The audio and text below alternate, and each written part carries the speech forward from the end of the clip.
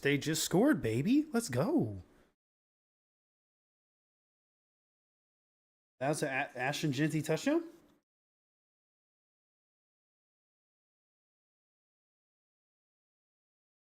Let's go. Give him 10, baby. Give him 10. That's what I'm talking about. Wow, see, that's not even, doesn't even fit on the screen. But we're in double digits after that. Let's get that straightened out. All right. That means the 7 is going to do the same thing when it's time to update the 7. But for now, it is 10-7 Boise State in real life. What's up, Queso? How's it going?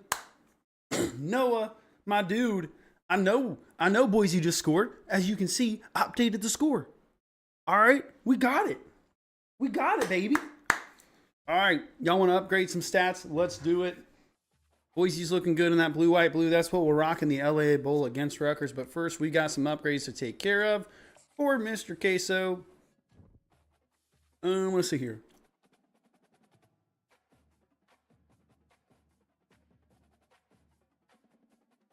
What do you mean sign into chat? It's live on YouTube, right? I think I'm live on YouTube as well. Maybe. Yep, we are. You're live on YouTube as well. Upgrade your defensive tackle. You got it, buddy. You got it. Let me, with the kickoff there, we have a touchback. What a great start for Boise, though. Up 10-7 on Oregon. This is the type of freaking way that you want to start the game if you're a group of 5 team. You don't have to freaking sit on your hands and do bullcrap the entire game and just hope for the best. Sorry, I'm a little salty about what happened earlier today with my boys losing. All right. Let me tweet out real quick the link to the live stream so that if people want to hop in, they can.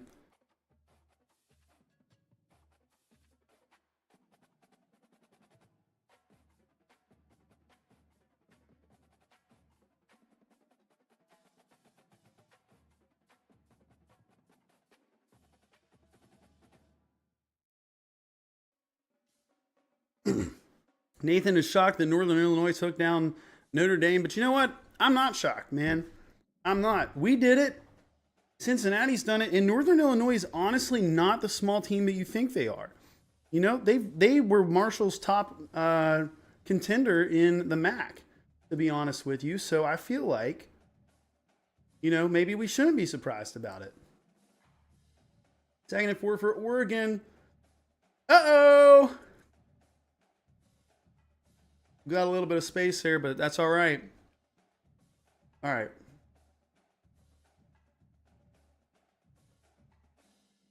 You got to think about how I want to do this. I think I'm going to bring the game right here, and I think I'm going to bring the chats over here. All right. And there we go. Wait, is Houston trailing? I think Houston's trailing in that game, right? Right, Yellow Jacket? All right, let's get these upgrades in there, and then we got a bowl game to play.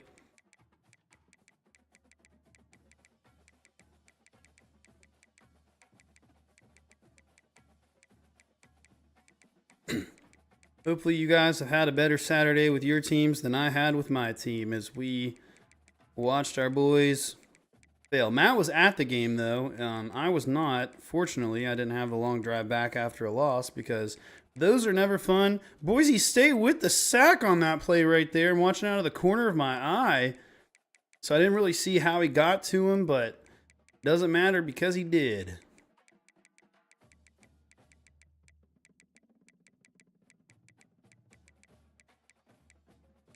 All right, there you go. You are upgraded, Queso.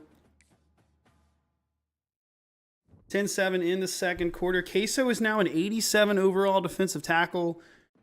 See, the upgrades are coming in, you know, a little fast, obviously. So, Dylan Gabriel sacked again. Back-to-back sacks for Boise. That one was on 3rd and 15. And that's a long 4th down coming up for Oregon. And the Boise State defense is obviously looking a lot better this week than they did last week against obviously looking a lot better than they did against Georgia Southern defensively last week. Queso, I upgraded. The 3 extra in the last stream that I upgraded were awareness, agility, and speed, I'm pretty sure, is what I did. But we've got a bowl game to play. We're going to play some college football 25 while we're watching the Oregon versus Boise State game. So if you guys want to chat about that game, let's chat about it. But otherwise, we got a bowl game to play, and we're actually the home team in the bowl game. So we're not going to, you know what? We're going to go blue, white, blue anyways, just to honor what they're wearing right now. And we're going to stick Rutgers maybe in black. Yeah, that works for me. I don't love Boise's playbook in this game. I kind of like Marshall's playbook, so I'm going to roll with it. And, yeah. There we go. Oh, Queso, shoot. You get +3 to 3 right now, Queso. You're right. You're right. If you're watching over on YouTube, if you want to go ahead and hit that subscribe button for me, that would be fantastic, because we're going to do some more watch-alongs like this in the future. We're basically, hopefully we can watch some Boise State games, but also just go on general upset watch type games where we pick a game maybe each week and watch along together for an upset or two. I was hoping App State would have a better showing against Clemson, but last time I checked, that game was a blowout. And if I check right now, they're down 63 to 20, so at least they put some points on the board, but that one is getting ugly. Northern Arizona leads Arizona right now, 7 to 3. And New Mexico State is beating Liberty. That one would be massive for the group of 5 playoff contender. If they are able to beat Liberty, Liberty might be out of the discussion after that. So that would be massive. Yellow Jacket, dude, Kent State, you did call that one. Kent State lost today. We got to go back real quick and upgrade Queso's player. Simply Crazy says, go Ducks over on YouTube. How many Ducks fans do we have watching with us? Versus how many Boise fans? Listen, we're Team Boise over here, Simply. All right? But I respect that you want to cheer for the Ducks. But we're rolling with Boise tonight. All right. Let's get this. Let's get your ratings upgrade in. So I want more agility. We'll do 3 with agility, 3 with awareness, and let's do acceleration. Let's do acceleration. All right.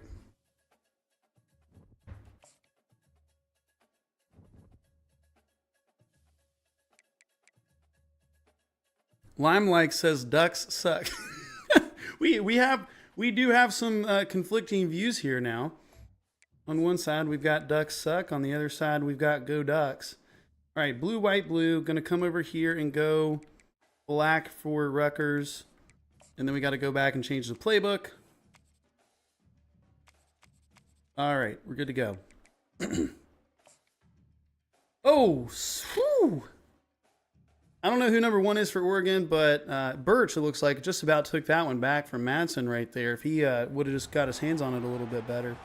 But we're playing the bowl game season 3 in our Boise State Dynasty right now in college football 25. We're also watching the Oregon-Boise game. I've got it right here in front of me. So we're doing some double dipping on Boise State tonight. Poker Hangover says he put a lot of money on Boise State to win, but didn't leave myself enough money for a Peacock subscription. Well, Poker Hangover, that is maybe if you win your bet, you will have enough for your Peacock subscription next month. Maybe next month, man. Genty getting wrapped up there quickly on that play. Boise's going to show them some ball. I hope so, Limelight. I do hope so. All right, we've got a... I need to turn off the scoreboard on the Peacock where I'm watching is being blocked by the words a little bit. Third down. Quick throw to Genty on the side. That's not going for anything. So Oregon's going to get the ball back with 10 minutes left in the first half. Yeah, nowhere to go for Genty there. For those of you who don't have the game up in front of you, Boise is at the 20-yard line. They're at their own 20-yard line, so they're about to punt the football. And in our bowl game here against Rutgers in the LA Bowl, this is our first possession of the game.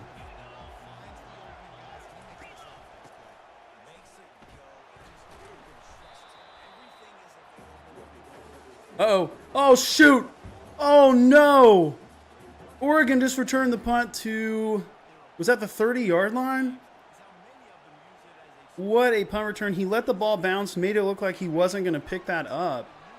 And just, I mean, he just took off. Wow. He pointed at it. He kind of tricked him a little bit. He pointed at it like he wasn't going to get it, and then he just ran up on it and took that back to the 35-yard line of Boise State. So Oregon is in good field position. Really, wow. I mean, that was really smart. You got to give it to him.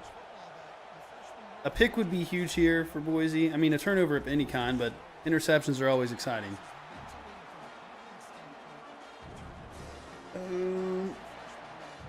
Did Illinois end up beating Kansas today? I haven't seen the final score of that game yet. But no, if you guys aren't watching this game, you got to turn this game on because Boise is leading right now. Oh, never mind. Never mind. They are not leading anymore.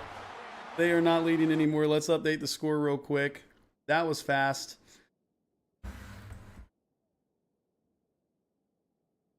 I'm just going to assume that they get the extra point here. We got to move this over a little bit. And I got to go do the same on this one.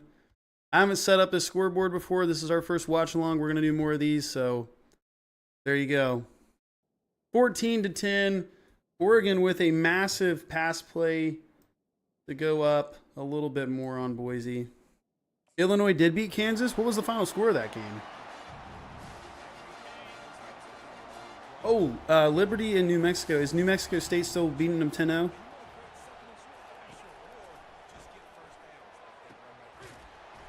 I got to be honest, guys. This bowl game doesn't really matter too much for us in the grand scheme of things.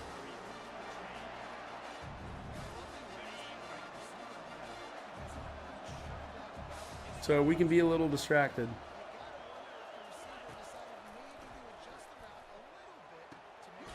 Fumble. Come on. Illinois won 23-17. Well, you know, the Big Ten has had a confusing day. I feel like today's just been a really confusing day for all of college football. Like, a lot of things are happening that are a little just confusing, honestly. Like, Notre Dame losing to Northern Illinois. Did not see that one coming. Kent State losing to an FCS team. Didn't see that one coming, although some people in our chat saw that coming.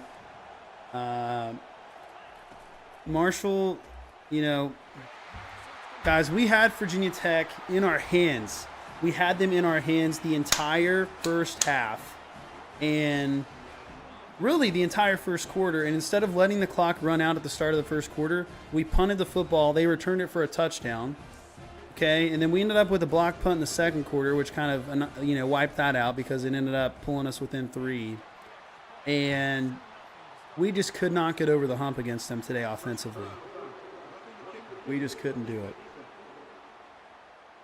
But, you know, it is what it is.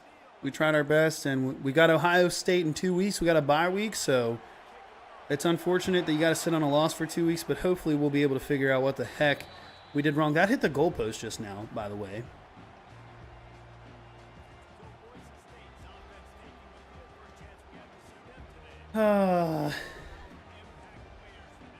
Yeah, Marshall does not have a true QB1, and that's a problem when you have an air raid offensive coordinator and you don't have a true QB1. I don't know how you're supposed to run the air raid offense.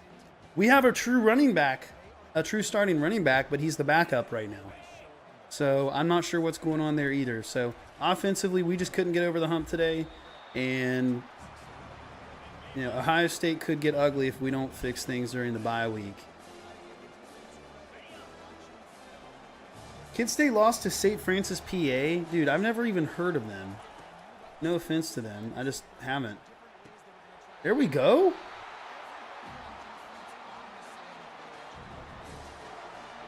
Dude, Boise looks so much better than they looked last week in this game. It's crazy. They look so much better already.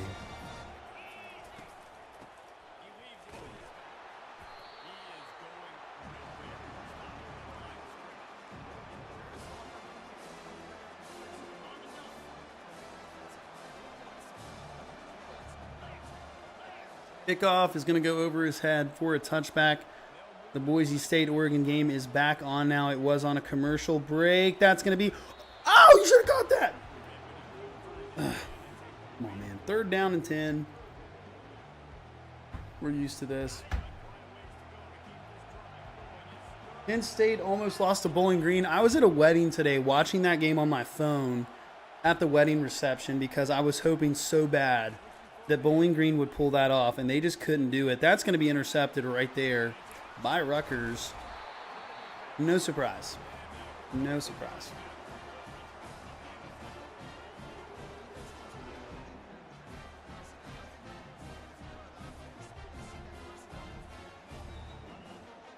Well, poop.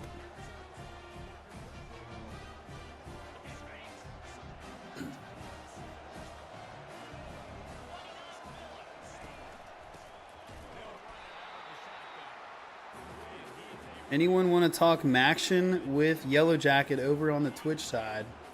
Join the Herd Bros Discord. That's right.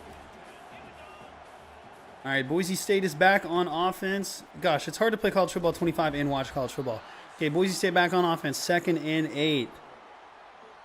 Gonna take the snap. Matson drops back to pass. It's deflected at the line of scrimmage. That's incomplete, ref. Blow it. All right.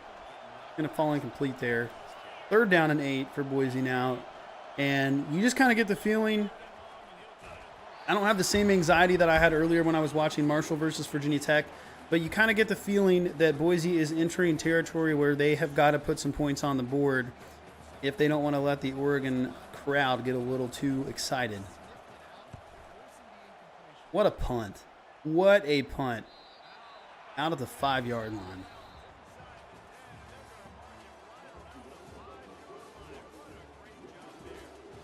Third down and 8, another pass. He's not going to have time to throw. And it falls incomplete. 4th down and 8 for Boise. You know, Madsen just does not have time to throw the football right now. That's what's going on. Boise fans that are watching, Madsen is really struggling, or the offensive line maybe is struggling to give him time to throw the football.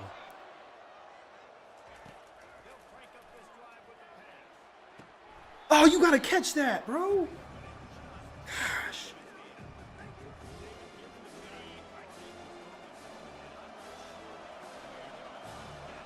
The punt from Ferguson Reynolds. It's a good one. Gets him all the way back to the 30-yard line. And on our side in the bowl game, 1st down and 10, we are trying to move the football to get this thing tied up before halftime.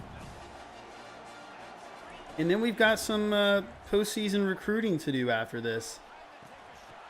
That was a risky throw.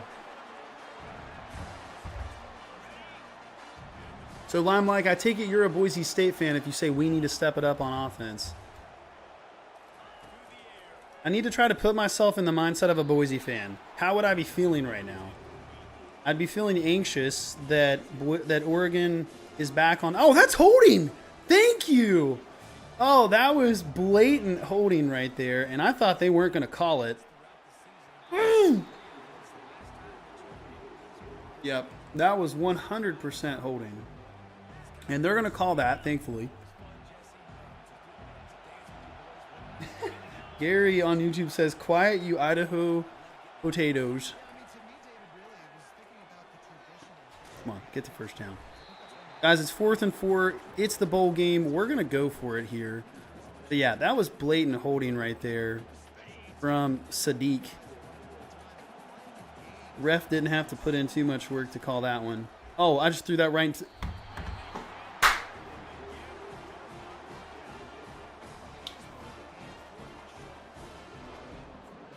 Yep. Yep. I'm putting myself in the Marshall mindset right now. If this was Marshall, what would I be feeling? Oh, no. Oh, sir! He just hit him in the face. Let's go. You might not have been the one that instigated it, but you're the one that got caught. Let's see how they call this, because the Boise player pushed him out just slightly late, but he definitely punched him in the head. That's unnecessary roughness after the play for sure.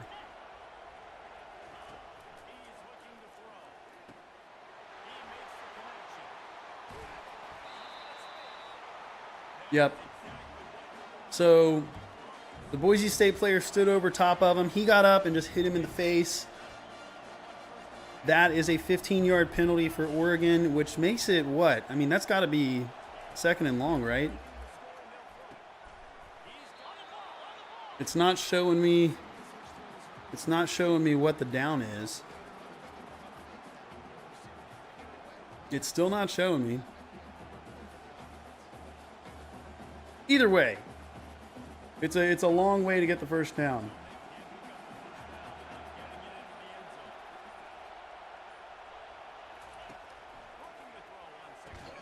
Oh, come on, defense. Does anybody know what down it is for Oregon? It's not showing it on the broadcast. And, okay, it's 3rd down. It is 3rd down. It was 2nd and 31. Okay, here we go. 3rd and 20 for Oregon. They're at the 15-yard line, so they've got to get to the 35-yard line to get the first down. Drops back to pass. He's being chased. It's going to be a sack at the 3-yard line. Who was that? Number 10. I don't know who number 10 is. I probably should know, but I don't. Is that Virgin Morgan? No, he's 40. Who's 10? Andrew Simpson is number 10.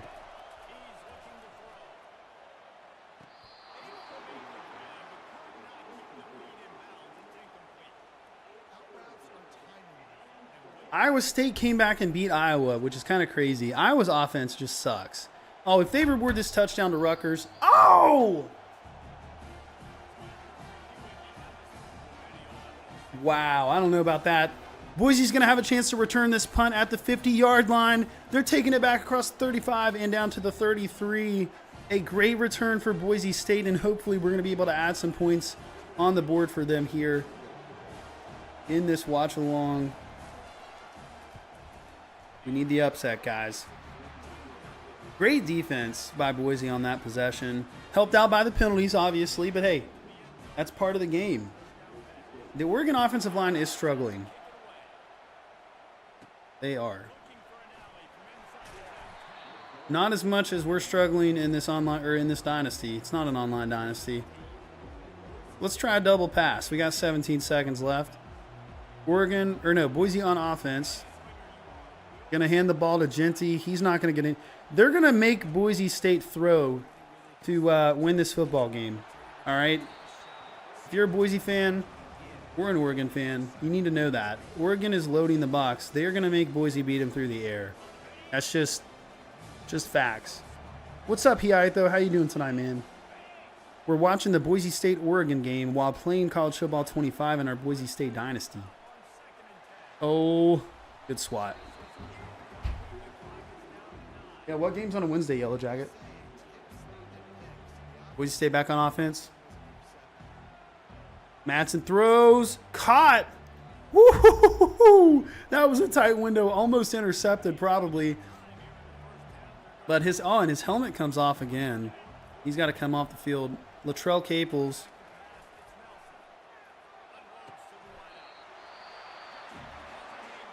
Good catch. 13 yards on the play.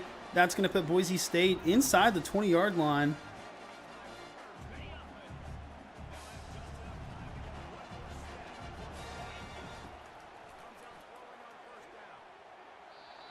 All right, we got 1 second left. It's going to have to be a Hail Mary. All right, Boise State's at the 17-yard line. 1st down and 10. Oregon's got 5 or 6 guys on the line there. They're going to throw the ball towards the end zone.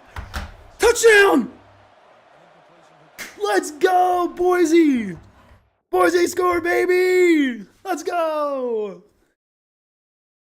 What a throw. Hey, all you haters out there, that was a great pass and a great catch. 17-yard touchdown pass from Madsen to, is that, you say Cam Camper? I don't recognize the name, but it's about time you learn it. That's a touchdown, right? It is. They're not even going to, there's no challenge on that one. It's a touchdown. Boise State with the 17-14 lead. This is what Group of 5 football looks like, ladies and gentlemen. Let's go.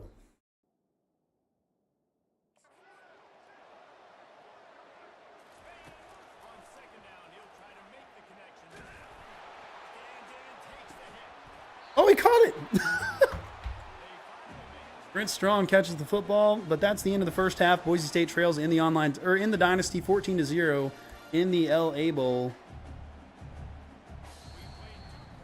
Lil Rodney. Oh, dude, Lil Rodney. Tennessee is playing great tonight, man. They are dogging on NC State last time I checked. What's the score right now? Dude, it would be, I'd love to be a longtime Boise fan watching this game right now. It'd be so much fun. I mean, you know, new Boise follower here, obviously. So the excitement of the program, I understand it, but it still doesn't. I don't feel what you guys are feeling right now. I cannot imagine.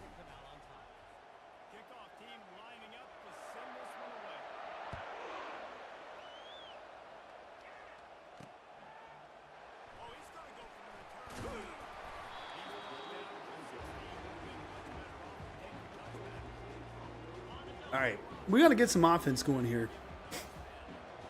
We got to get some offense going. By the way, Boise State game's on a commercial break, and while it's on a commercial break, we're going downfield to Noah Henson for the first down, and we're going to go with a little bit of hurry-up offense because I think we need it. Boise State is the best G5 program, says Limelight. I would have to agree with you, even though I'm a Marshall fan.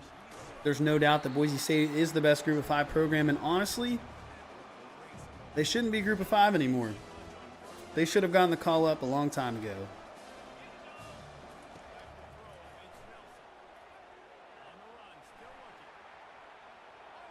Oh, come on, man. You got to get that. All right.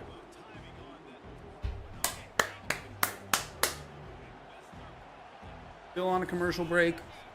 While we're there, we're going to get a first down in the Dynasty here. Another one for Noah.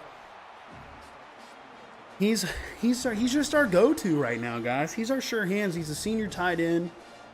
Not sure where he's from. Ooh, let's see if inbounds Bates. We'll take it. We'll take it.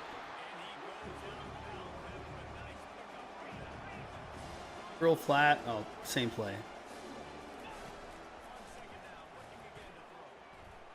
What the heck was that? I didn't mean to do that. Oh. The crazy thing is, if Boise State wins this game, it's not even like their best power. Would it be their best Power 5 win ever? I feel like the Fiesta Bowls are probably bigger in program history, right? I mean, Oregon's number 7 now, so they're not top 5 anymore. I feel like the Fiesta Bowl wins are bigger, but that's me looking at it from an outside perspective. And as a Marshall fan that beat number 6 Notre Dame or number 8 Notre Dame a couple years ago, I'd say the Fiesta Bowl win over OU is still bigger. That's a pick 6, and that's going to seal the loss in the LA Bowl for Boise. Unbelievably poor decision on my part right there.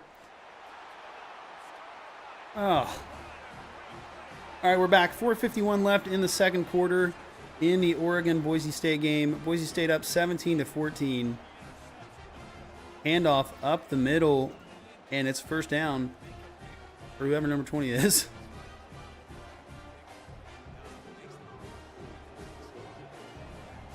Yeah, the chat is agreeing that Oklahoma is the bigger win. Okay, good. I'm glad I'm not crazy. I'm glad I'm not crazy. Only thing that would beat the Fiesta Bowl win is a natty. What about a playoff? What about a 12-team playoff win over the number, 5, 6 seed? Would that be bigger than the Fiesta Bowl win or no?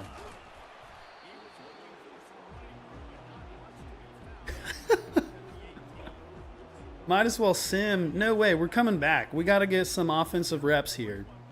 We got to get better at the game. Plus, it's going to be halftime soon in the IRL Boise State game, so we're going to have some recruiting to do. Where's R1 going, man? I don't know what play I just ran. Dude, Oregon's run game is looking pretty decent right now. They're going to have to do something about that.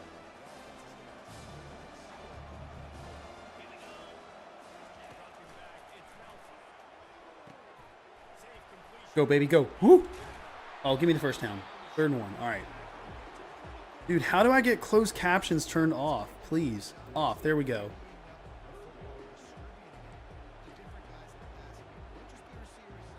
Third down and 10 for Oregon, and Dylan Gabriel is going to deliver a nice pass across the middle right onto the midfield logo for the first down for the Ducks. Little spin move. Oh, shoot. There was a penalty on the play. It's been declined. Oregon's going to take the first down there.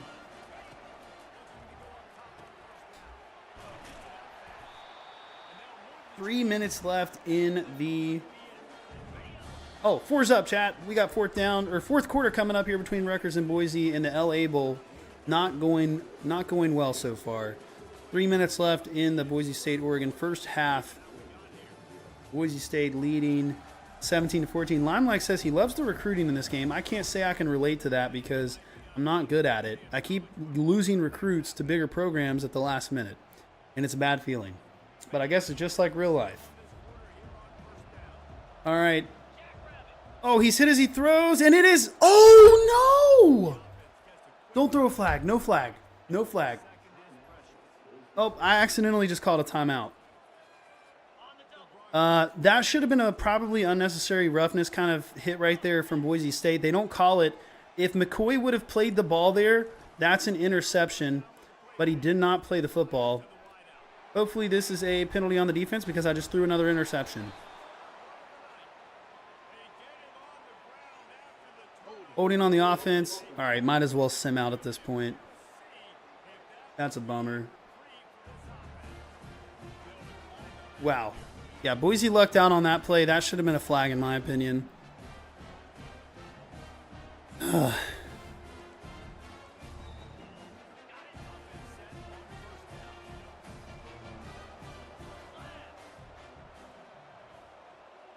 Diff is not happy that we keep throwing so many interceptions. He wants to put it... Diff, you can upgrade your player now, man. So we need people to join the team and upgrade the freaking defenders. Our defense is trash. 10-6 at the half. NAU is beating Arizona, so we've got another upset watch game to keep an eye on. But this one's all but over. It looks like we're going to get shut out in the LA Bowl. But to be fair, we haven't been super focused because we've been watching Boise take down the Ducks. 3rd down and 6. The Broncos are going to get the stop there. It's 4th down. It looks like they lost a yard or two. Let's see if Oregon decides to go for it. If I'm Oregon, 4th down here at midfield, I'd go for it. Boise's offense has responded well, but they haven't exactly looked... They haven't driven the field fully like the entire time. They've done it once or twice maybe and got stopped for the field goal on the first drive, but the last scoring drive, they returned that punt to like the 40-yard line, so they had a really short starting field position. You're past midfield here. If you're Oregon, I think you go for it.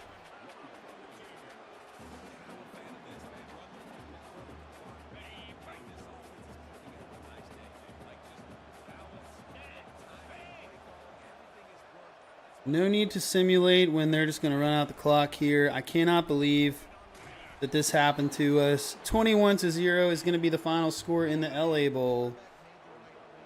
Boise State falls short big time. 9-5 to finish the season. It happens, chat. The final. Rutgers blanks the Broncos in Las Vegas. No, Los Angeles. I don't know why I said Las Vegas. All right, but you know what that means? You know what that means, Chad? It's time for some recruiting. We fired our offensive coordinator during conference championship week, so we need to hire a new coordinator, and we need to recruit. So let's go ahead and advance the week and do that. Why don't you just put Stream East on and watch the game? Just don't post the VOD. Because I am streaming this on YouTube and Twitch, and I want to be able to just not worry about getting in trouble. So I've got the game on in front of me, but you guys are more than welcome to go watch it together in the Discord if you want. I'm not stopping anybody from doing that.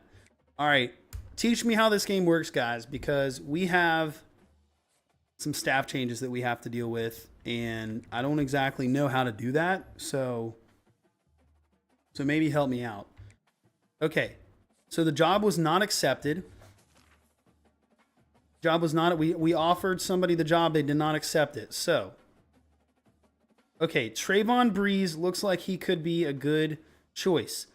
Mississippi Pipeline's not great, but he's not getting much interest from any big schools, and he's got that elite recruiter about him, or he's at least got some of it. He's a tactician. Lee Bodie, level 24, air raid from North Texas with the North Texas Pipeline.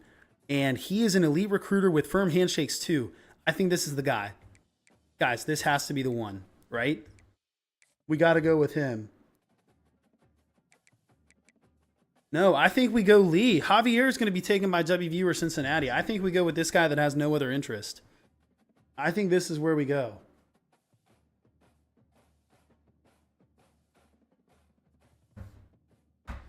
JV456 wants to know if I watched the Tennessee-NC State game. And I did not watch it, but I've been keeping an eye on the score. Oh my gosh, that was almost a great punt. Oregon nearly downs the ball inside the 1 yard line, but it's going to roll into the end zone. Tennessee won 51-10. Dude. Turns out Grayson McCall is a fraud. No, I'm just kidding. I mean, 15 of 22 passing for Grayson, so it's not really like he had that many passing attempts. They just weren't able to get anything going on the ground. 28 rushes for 39 yards for NC State. That's an average of 1.4 yards per carry. Tennessee absolutely dominating that game. That is crazy. That's a good win for Tennessee, though. Oh, Genty! What a run by Ashton Genty. Bro, he should have been taken down in the backfield like 4 times right there. And instead, he is going to take the ball. What was that, 30, 40 yards? Hold up. Ball's on the 25-yard line. Breaks 1 tackle, breaks 2, breaks 3, gets to the outside, and gets all the way past midfield. And they're going to get stuffed on the next play. But that was a fantastic run from Ashton Genty. Yeah, NC State got smoked today, though. It's unfortunate. I kind of like NC State. I low-key wanted to go to school there before I went to Marshall. But that is a statement win from Tennessee. I think I vote in a top 25 each week on Twitter, and Tennessee might just have to move up in my top 25 for that win. So I can't remember. Let me see where I had Tennessee last week. Don't judge me. I had Tennessee at number 12. So, hey. Better than the AP poll right now. I had them at number 12, but I'm going to definitely move them up to at least number 9 because I've got Penn State, Utah, and Oklahoma State in front of them, and I think they deserve to jump them. Did Alabama end up beating South Florida? Please tell me they didn't. Please tell me that they didn't. Oh, they ended up crushing South Florida. What? No way, dude. South Florida trailed 14-13 going into the fourth quarter, ends up losing 42-16. That's crazy. Wow. Wow, what a strong finish from Alabama in that one. Wow. Dude, that's crazy. What else? Well, let's see. Well, let's check some other scores around the country here before we get back into the dynasty. Hold on. We got Boise State on offense. 1:21 left in the first half. 3rd down and 6. Big 3rd down right here. Throw across the middle, and he's going to have enough for the first down. All the way down to the 35-yard line is Louder. Oh, his name tag's coming off on the back of his jersey. They're going to have to figure that out. App State is getting blown out 66-20 right now by Clemson. Clemson with a 35-point first quarter and a 21-point second quarter to kind of put that game away early. Northern Arizona leads Arizona 10-6 at halftime. Washington State up big on Texas Tech right now. Liberty down 17-3 against New Mexico State. I kind of thought that one might have the potential for an upset earlier today, and it looks like that's going strong right now. That one's with 8 minutes left in the second quarter. Yeah, games that have gone final. Oklahoma survives against Houston 16-12 after Houston got blown out by UNLV last week. Ohio State blanks Western Michigan.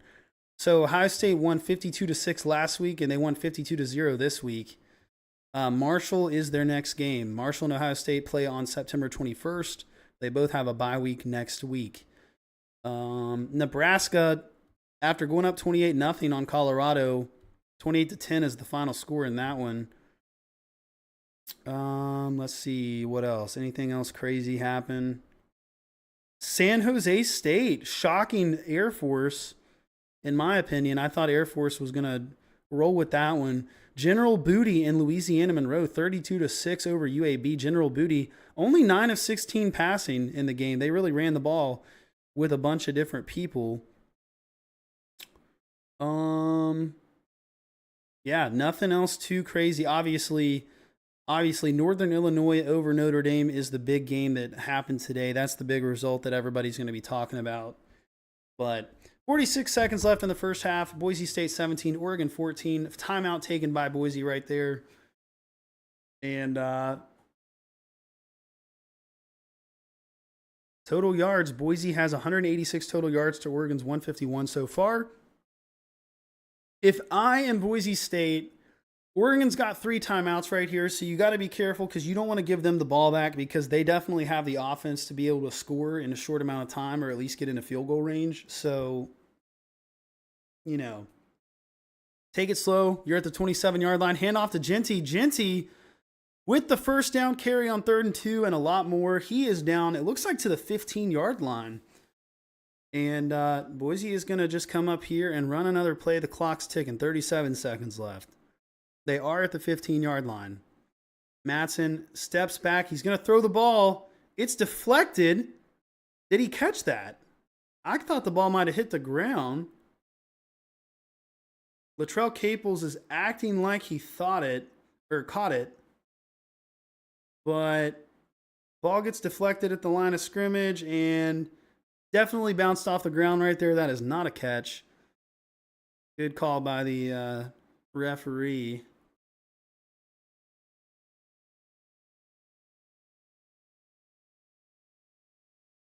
All right. 2nd down and 10. 25 seconds left. Matson throws across the middle. It's caught by Prince Strawn. Is that how you say his last name? I don't know. He catches the ball. That's a first down inside the 5-yard line for Boise State. 20 seconds left. 1st and goal. And I would just hand the ball off to Genty. If he scores right here, you're in good, you're in good shape. If he gets stuffed, you just call a timeout. You got 2 timeouts left. I would just hand the ball off to Genty. Instead, they're going to pass the ball back to the corner of the end zone. That's going to be a flag, and that might be offensive pass interference. He kind of pulled the Oregon player down right there. I'm not sure I agree with that call. Either way, I think they both had hands on each other. So let's see which way they call this.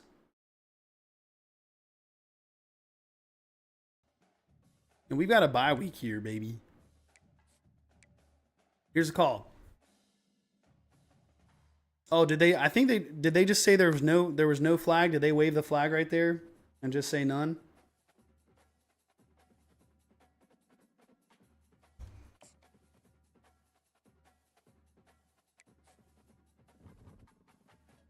Did we hire a coach yet? Manage staff. Let's go. We hired Lee Bodie from North Texas, the air raid offensive coordinator. Ooh, throw to the back of the end zone. 5 seconds left in the first half. It's incomplete. Boise should have just run the ball up the middle with Genty. I don't like this play calling. You have 2 timeouts left. If you run the ball up the middle with Genty and he doesn't get it, you just call a timeout. It really wouldn't have been that difficult. Yeah, I don't like this play calling here. Inside the 5-yard line, you had 20 seconds left. Now you're down to 5 seconds and you bring the field goal unit out. So you should have come away with 6 points right there if you're Boise. And instead, it looks like you're going to come away with 3 points. The kick is up and it is good. 20-14. 2 seconds left in the first half. Jonah Dalmas with the kick. I really wish that they would have gotten a touchdown out of that. That might come back to haunt them later on. Something to keep an eye on for sure. But come on, baby. Got to update the score. There we go, 20-14. They're showing the graphic on there right now that Boise State has never lost a game to Oregon. They're 3-0 all time. And all but one matchup has been a matchup where Oregon was ranked. The only time that it wasn't was the Las Vegas Bowl in 2017. And, man, Boise has dominated this series. So we did hire a coach. So our coaching staff has been filled. And now, I guess we just go until the transfer portal opens up. Here we go. We got a kicker commit. Mitchell Vanover from Spanaway, Washington. He's on the team. Welcome to the team, buddy.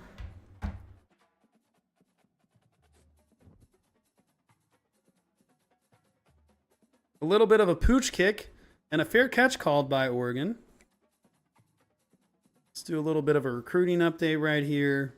Nothing much going on. We got one commit. Alrighty. Oh, shoot. Yeah, we haven't even been checking. So, okay, let's look at the college football playoff bracket. Limelight says, we don't like Oregon and Boise. Well, I know that if he would have run the ball, if Genty, so let's say you hand the ball off, you've got 20 seconds left, you're at the 4-yard line, 2 timeouts. If you run the ball and Genty is capable of staying on his feet and getting extra yards, you just take that chance, right? Like, just try to be a little bit more creative inside the 5-yard line. If he gets stopped, boom, you call a timeout. I feel like they were taking unnecessary shots towards the back of the end zone instead of drawing up plays that I think would have been more beneficial. But anyways, you still came out with 3 points, so obviously that's good. But I feel like probably could have gotten 6. In the Dynasty, here's the college football playoffs. We've got Jacksonville State was the G5 rep. They get the win over TCU, but they lose to Georgia by 10 points. Georgia blows out Oregon, and it's Georgia versus USC for the national championship game. I'm assuming Georgia's going to win that. But we shall see. Advancing to the next week, let's see who wins the national championship game. Coach stability dropped to a C- because we hired a new coach. I don't really think that's fair, but okay.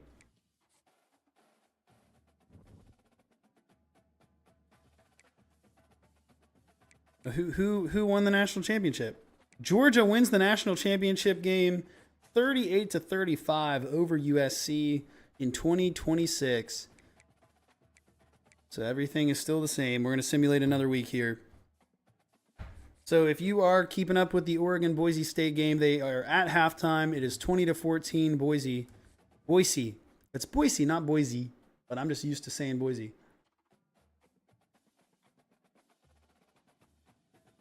Okay, so you're not a USC fan, buddy?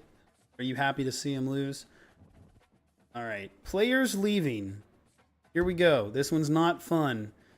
Malachi Nelson is going to leave for the pro draft, projected round 1. Bro, did y'all see his stat line this year? Persuasion chance is extremely low. Well, we're going to try to persuade him anyways. Let's go! We got him back, baby! Malachi Nelson has decided to stay at Boise for his senior season. I don't know if that's a good thing. I mean, it obviously is, but he was going to go round 1. Can I just show you guys his stats from this season? Check this out, all right? Not round 1 worthy. 19 touchdowns, 27 interceptions this season for Malachi Nelson. He did throw for 3,300 yards, but yeah, 19 touchdowns, 27 interceptions, and he was a projected round 1 pick. I don't think so. You know what? I'm gonna screenshot the stat line here because I just think that's funny. Might share it on social media. Taking a look at some other players leaving for us, we have Donkey Teeth is gone. He's graduating. Noah Henson is graduating. Virgin Morgan is graduating. Cage Casey is graduating. Deontay Thornton is graduating. We're losing a lot of seniors. Maddox Madsen graduating. Prince Strawn, our only wide receiver above an 80, is graduating. So we are, it's tough luck.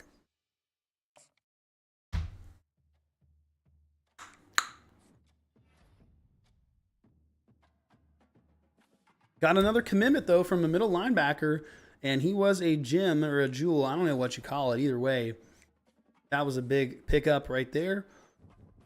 All right, transfer portal time. Here we go. So far, we've got 18 guys that are signed, it looks like. We're going to go to the transfer portal and see if we can pick some guys up. Well, first, let's go through our recruiting board and see what we need to clean up. All right, like these guys right here, like, do we really want to keep pushing for him because he's probably going to end up at Arkansas? Probably not. So we're just going to take him off. This guy right here, I think we'll continue to push for him. Got a few defensive ends in there. Middle linebackers, we got 4 commits. This guy probably not interested in us.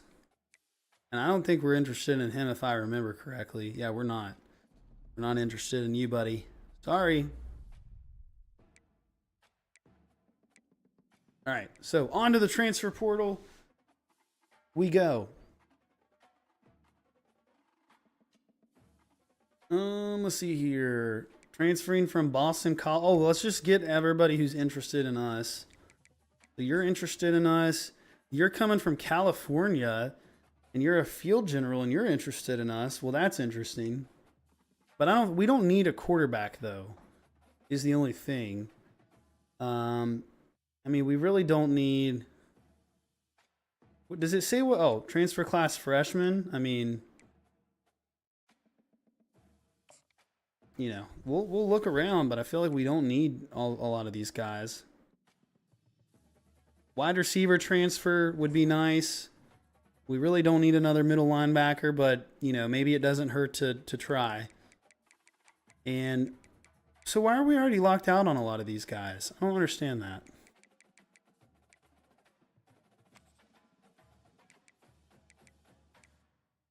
Can somebody explain why we are locked out on a bunch of people?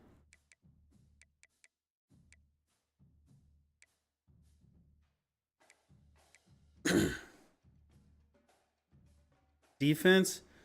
Yeah, we need some defensive transfers, that's for sure. See, like, here's a right guard that we could look at getting. Pass protection is important for us as well, though.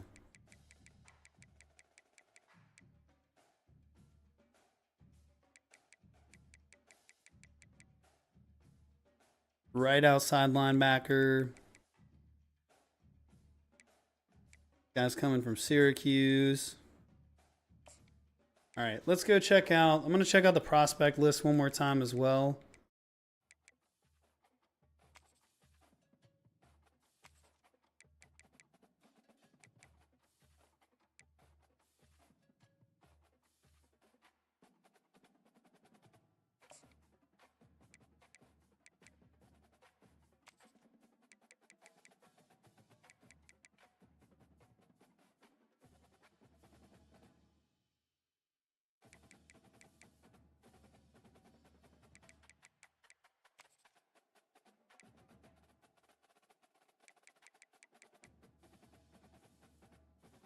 All right. I feel like it says we need a running back. I don't really feel like we do. We already have one. Noah. Oh, so I don't. Well, Mike says, I don't know why you're locked out, but it happens all the time. Well, I would love to know how to not be locked out, but it is what it is. So we are going to go through here now, and we are going to do some scouting. Boise fans, Noah says, what a half. How are you guys feeling right now? You guys have to be feeling good about who got the ball first. Did Boise get the ball first? No, Oregon did, because you guys got the stop. I wasn't watching the game at that point, and but I'm pretty sure that Boise had the ball. Will get the ball first to start the second half, which is obviously great. All right, let's check these two guys against each other. I think this guy's actually better. They're showing the Tennessee highlights right now. Golly, what a blowout, dude.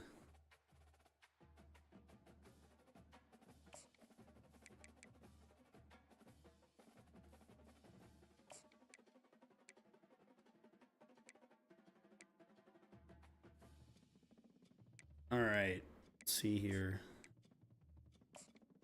Would love to get some good pass protectors on the team. All right, you're gone, buddy.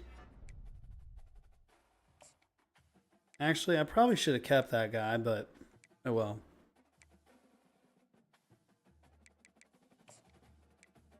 We're going to get a whole new defensive line.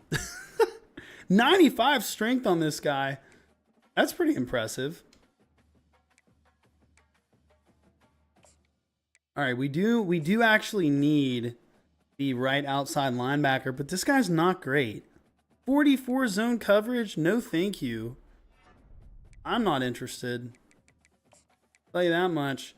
These transfers are buns, bro. This one's got a little bit better stats, but we've got so many middle linebacker commits. We could just move one of them to right outside linebacker. This is where I think we're going to make up the... Oh, yeah, I like this one. Does this guy have a deal breaker on anything? Playing style is a deal breaker for him. So we're going to bring him in here and go playing style. There you go. This guy's not nearly as good. Yes! Garrison Kelly, come home, please. I love finding my jewels. We love it.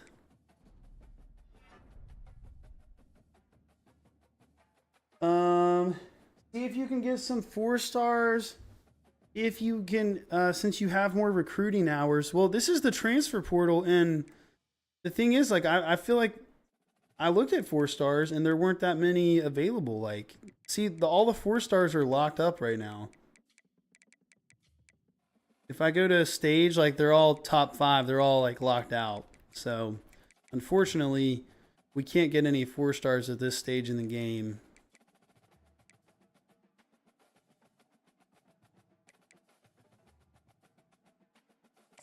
So, we're just gonna pile the points on the positions that we've got here and hope for the best. Listen, it never hurts to get another wide receiver. 91 acceleration, 90 jumping, 96 speed. Don't mind if I do. Not sure where you're transferring from, but hey, I'm interested.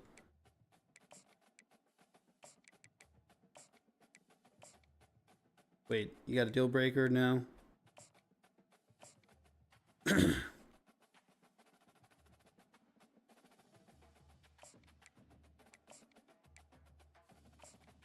Oh, we already.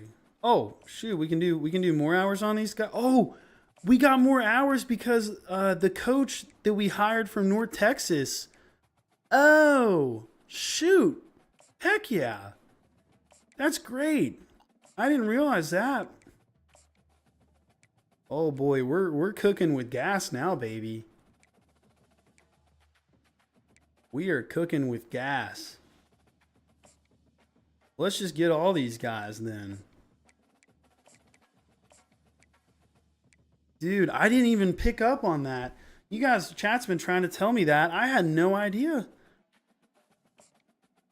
We can go after whoever the heck we want to go after.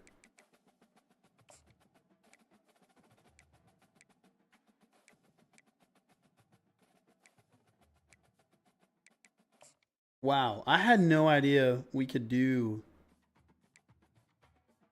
that. That's great.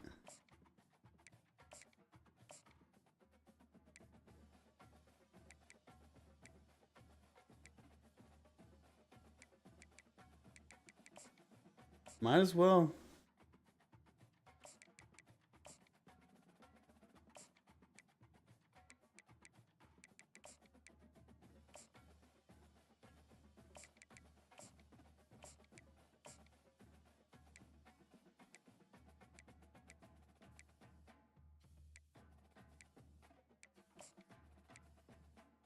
I mean, we've got 155 hours left to use, so let's just go in here and add some guys. Like, we don't need a quarterback, but heck, like, why, we might as well scout him and stuff. If he wants to be here, then hey, maybe he should be.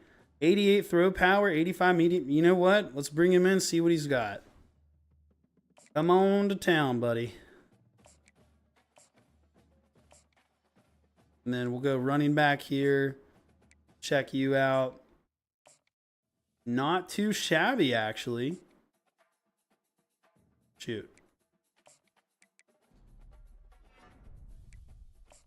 Don't have enough to send the house on this guy, so now we do.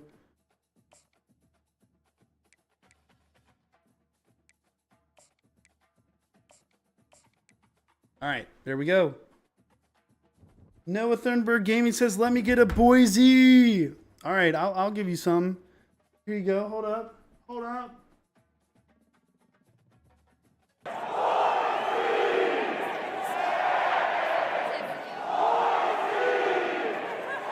Let's go, Broncos. Bronco Nation, baby. That's what we do. All right, we'll see if we can get any of these guys to commit. See what we can do here. All right. We are in first place on everybody except for a couple of them. Good to know. All right.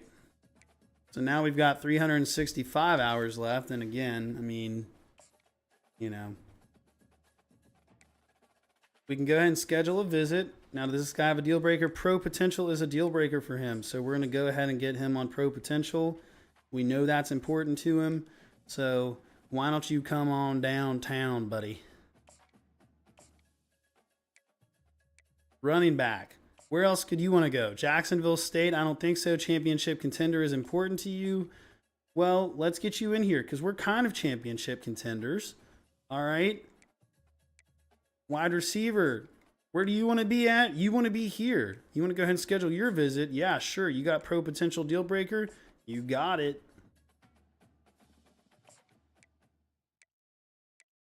Offensive tackle, pro potential deal breaker. Let's get you on a visit this week.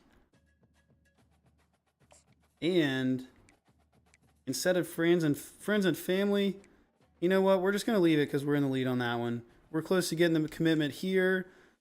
Pro potential is important to this guy. We'll go ahead and sit you out for this week here. We don't know what's important to you, buddy. But whatever it is, we're barely qualified to take care of you here, but we're going to try to get you anyways. Bucky, playing style is important to you. Well, then let's show you that playing style is important to us too. Come on downtown. 75 hours of recruiting left here. We got Huff. Playing style is important to you. Well, let's get you on a week 3 visit and get you some important playing style if we can find it. Alrighty, there you go. These guys right here, playing style is important to them as well. But I think they already visited, so we're going to have to go hardcore to get this guy. No, we already kind of are. Uh-oh. He wants to go to NC State instead of us, unfortunately. We got 35 recruiting hours left, and I just don't even know where to put him at this rate. Because I feel like we've used them all. Dang queso. That's bad timing. Noah says, great first half. Just have to stop the big one-play touchdowns in the second half. Keep Genty rolling, and we will be good. I agree. I'd like to see them get Genty involved in like some swing passes and stuff like that. That's what I'd like to see in the second half. I think if they do that, that'd be real nice. We got a commitment from Paul, excuse me, from Paul Hill. And we remain in second place behind, oh, shoot, actually, Washington flipped this guy from Boise, so we're going to have to go get that taken care of. Make sure we get this recruiting class beefed up. Now, buddy, why would you want to go to Washington and not us? Well, I guess it's... Ah, shoot. Is it time to hard sell this guy? I mean, do we have it in us to hard sell him and get him?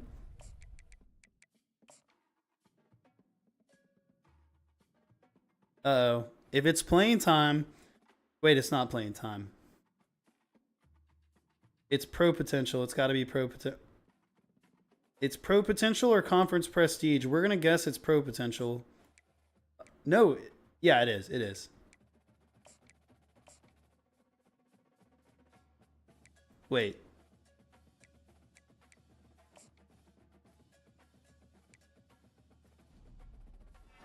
And then we're going to do soft sell on top of that.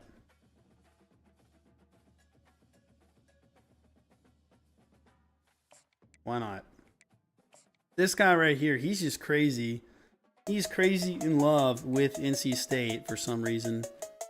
Yo!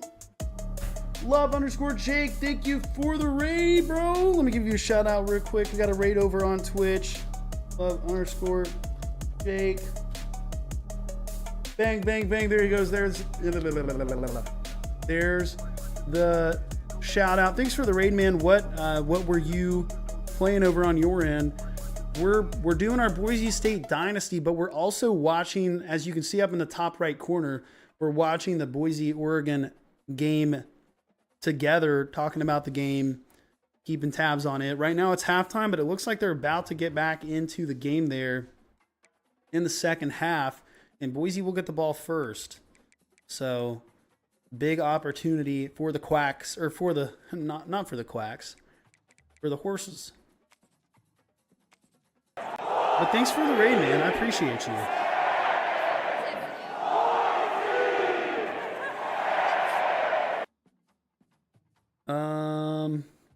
Oregon is on a 33-game longest active win streak in non-conference games at home. Their last loss was Boise State in 2008. So, is it possible that this could be another one coming for them? Let's go after a punter, because why the heck not? And we are kicking off to start the second half. That one goes into the end zone for a touchback. Boise's going to start at the 25-yard line. Yay, we have a gem punter. All right. We're going to go all in for this guy, man. You know, I don't even need to scout this other one. We just have so many hours that we don't need anything to do with. All right, Boise about to run their first play of the second half. It's a fake handoff to Genty. That's called a play action. Hit as he throws. My screen just went black. Are they calling that a fumble? No. Incomplete pass.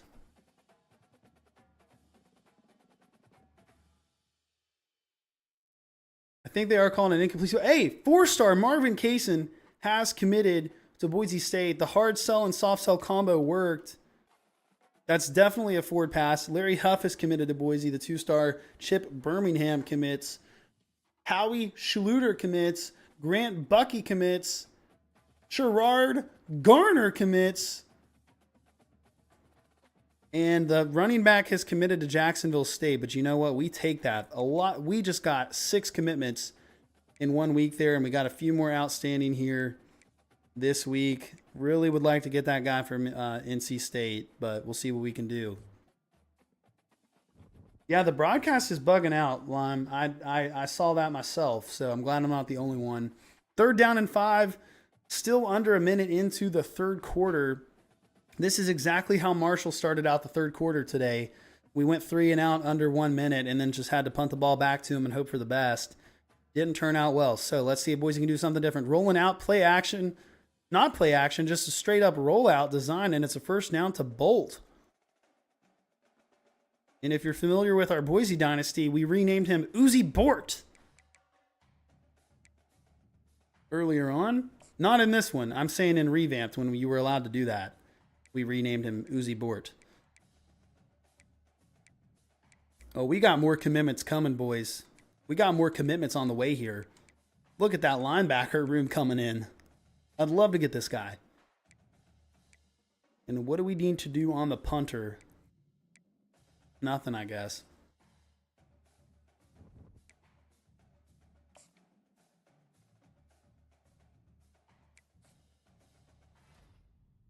Raheem Tompkins from Pittston, Pennsylvania, the right guard, has committed to Boise State. Matt Koner, the wide receiver, commits to Boise State. And that's it.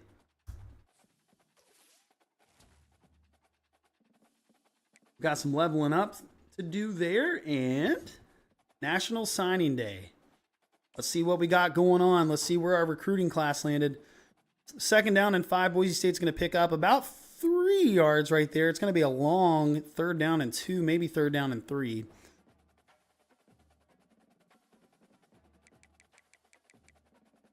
We have the number 41 recruiting class nationally. 5 4-stars, 13 3-stars, and 7 2-stars. Not too bad. As far as the transfer class goes, number 21 overall transfer class, number 37 overall recruiting, and then combined somehow, it's 41 overall, like overall. Third quarter, 12:29 remaining in the game. 3rd down and 3. Boise State takes the snap. Madsen looking to throw. He's under pressure immediately, and he's got nowhere to go. And you got to think that this is going to be a punt from the Broncos on this play. I mean, number 55 blew by the center, which is important to know that Boise State's starting center is not playing tonight, I think due to injury, and it cost him on that play right there. Oregon was in the backfield within a split second, and now they're going to punt the ball here on 4th and 3 in the third quarter. With just over 12 minutes remaining. Yep, no fake punt. James Ferguson Reynolds is going to blast this one down to the 12-yard line where it's fair caught by the Ducks. And I have a feeling they're about to go to a TV timeout. So we're going to look through here and see what we got on National Signing Day. I don't think we can put points on anybody anymore. I think it's over at this rate.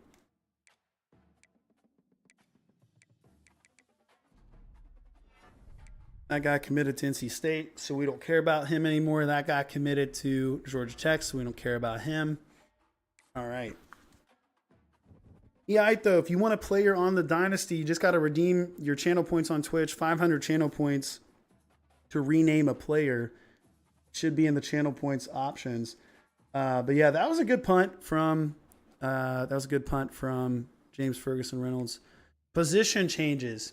If you have a player on the team and you want to change your position, please let me know.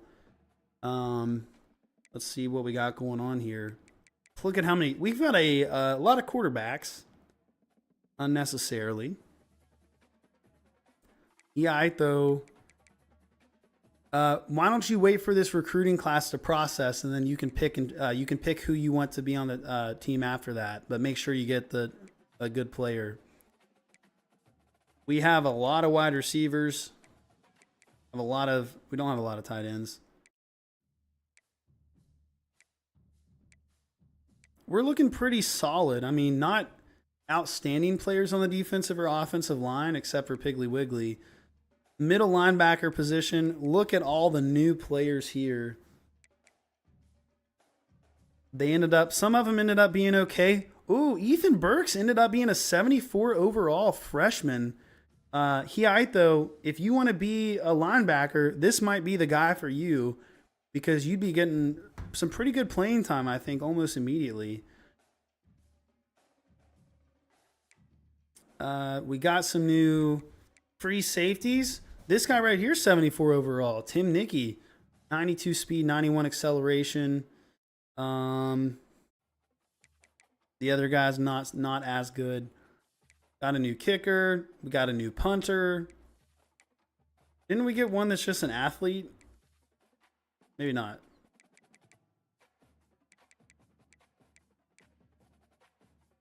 Gerard Gardner is the guy we got out of the transfer portal. He's going to end up being our third string, but not a bad stat line from him.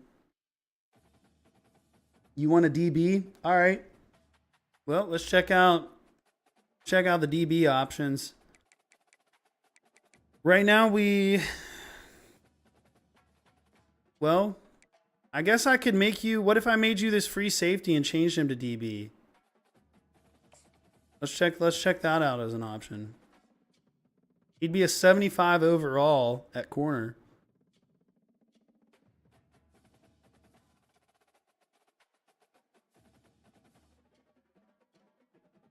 You want that guy? He aight though? That's fine. All right. Bet. We'll change his position. So, and you'll get some playing time there, actually. Look at that. You will definitely get some playing time. Are they going to call a late hit there on Boise? I don't think so. Dylan Gabriel's trying to sell it, but I don't really think that that was anything. I don't think there's anything there.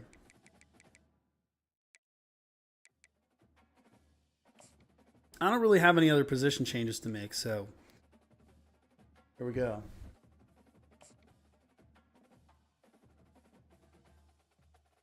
Second down for Oregon. I agree. That was kind of a flop on the last play. Are they reviewing this for targeting? What are they doing? Are they actually reviewing this for targeting right now?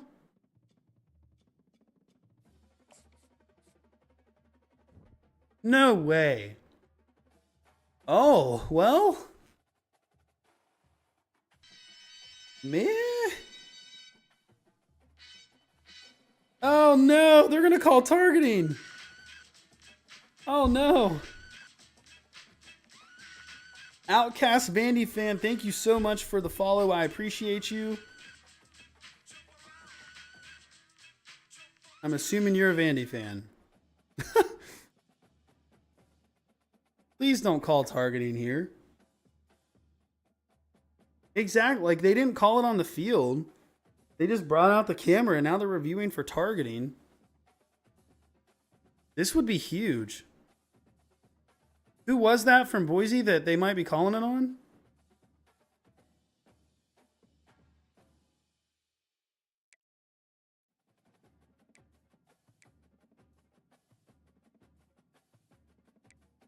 All right, let's see what the call is.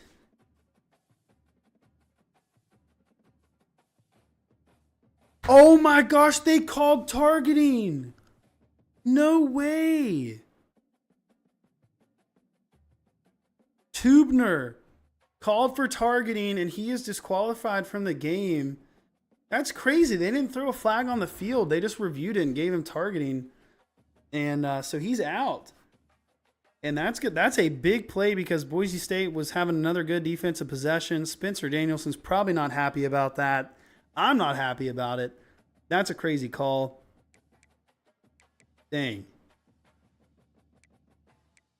We got our upgrades on our players. That's what you're looking at right now, guys. Wide receiver room still not looking great, if we're being honest. It's just not. First down and 10. Oregon. Oh, an explosive run tripped up by shoelaces. But he's into Boise State territory. First down. There is a flag on the play holding on the offense. Maybe that's a makeup call. I don't know. Doesn't make up for the fact that he is disqualified. Offensive line is finally looking solid here. Defensive line is looking better as well. Linebacking group, you know, we're fast, but we're not great. Our corners could be better as well.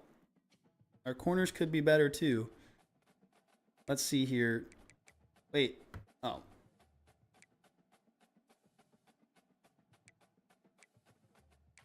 Kicker and punter not doing too great either. Cali VX, what year are you in the Boise State Dynasty? We're in 2026, so year 3, and we're done with it. So we're about to enter into year 4 for our Boise State Dynasty. And 9-4, 9-5 is our best finish so far.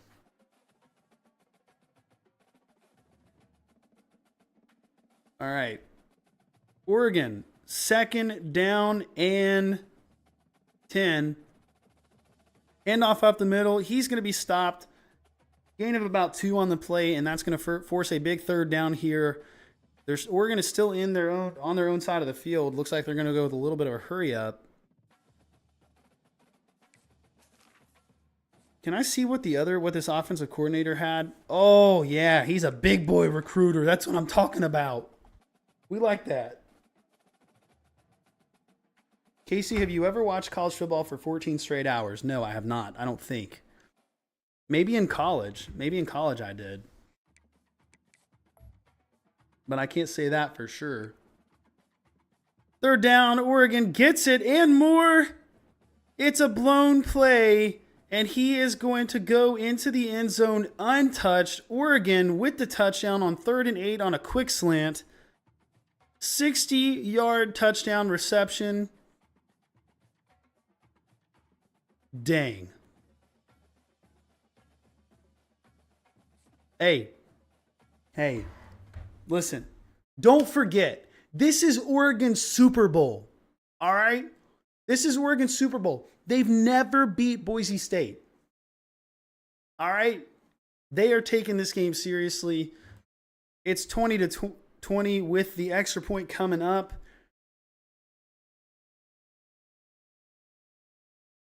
He missed the extra point. He missed the extra point. Let's go. That's massive. 20-20 remains the score as he misses the extra point. Oh my goodness.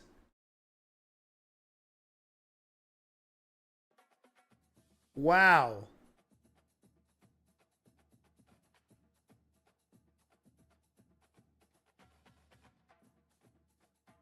What quarter? It's in the third quarter right now, guys. If you're not watching the game, it is in the third quarter. Boise State with a quick slant touchdown for about 55 to 60 yards. Had the chance to take a 1-point lead. The kicker doinked it off the right field goal post, and it's 20-20 now. Unbelievable. That is actually crazy. Mick D. Freed, hi, how's it going? Thanks for stopping in. Were you watching the game or are you just hanging out? What you got going on for you?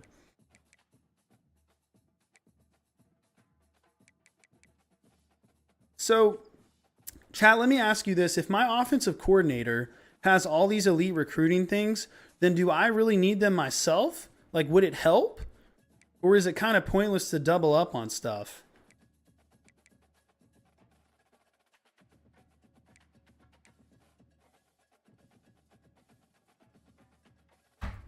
Like, what do I need to do here? It would help? Okay. Okay. Well, that's good to know. That's good to know.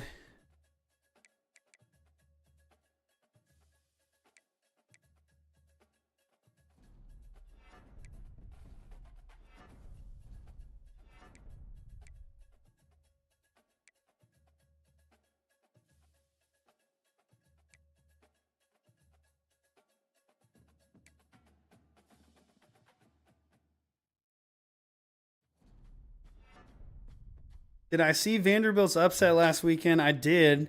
And unfortunately, Virginia Tech took out their anger on Marshall today, which I'm a Marshall fan. And so, yeah, thanks for screwing that up, Vanderbilt fans. Appreciate it.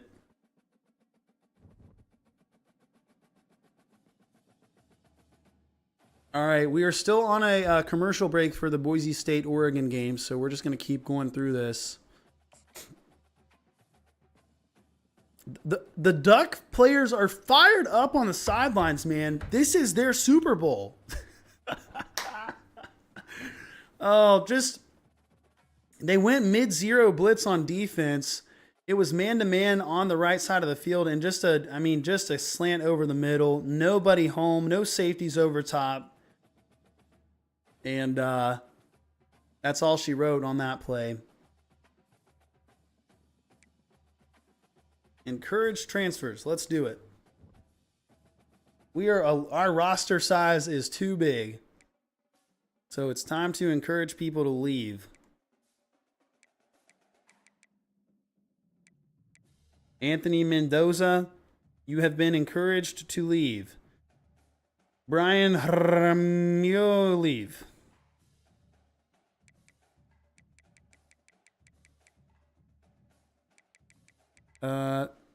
Goldwire, you're gone. Leave. Sorry, Enrique.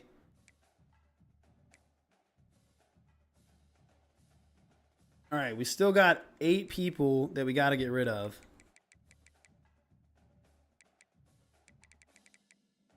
I just feel like we can't defensively get rid of people. We got a lot of it's going to have to come from offense, maybe. Jake France, I just don't know that we need you, man. We got too many quarterbacks in the quarterback room here, so we're going to get rid of more of them.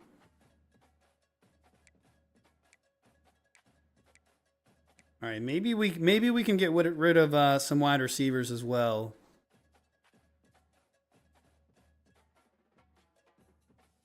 Beanmore dude says get rid of the other sensor. Okay, yeah, I probably could. We could. Well, wow, we still have 4 more to get rid of. We don't need this many right guards. We don't need this many right tackles. 2nd down and 12. Oh, wait a minute. I think that was a backwards pass. Yo, Oregon, I feel like they blew that play dead way too early. That was a backwards pass right there. Oh, boy.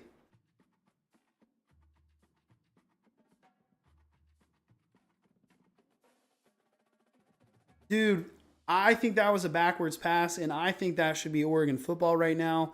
That was a really dumb throw. Dang. Can they review that?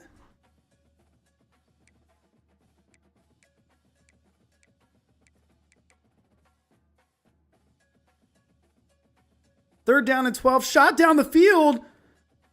Oh! Oh, he catches it, but he's out of bounds. He was bobbling it as he tried to catch it. Nothing going for him there. We have way too many linebackers, so we are going to cut a linebacker. And there you go. What a catch.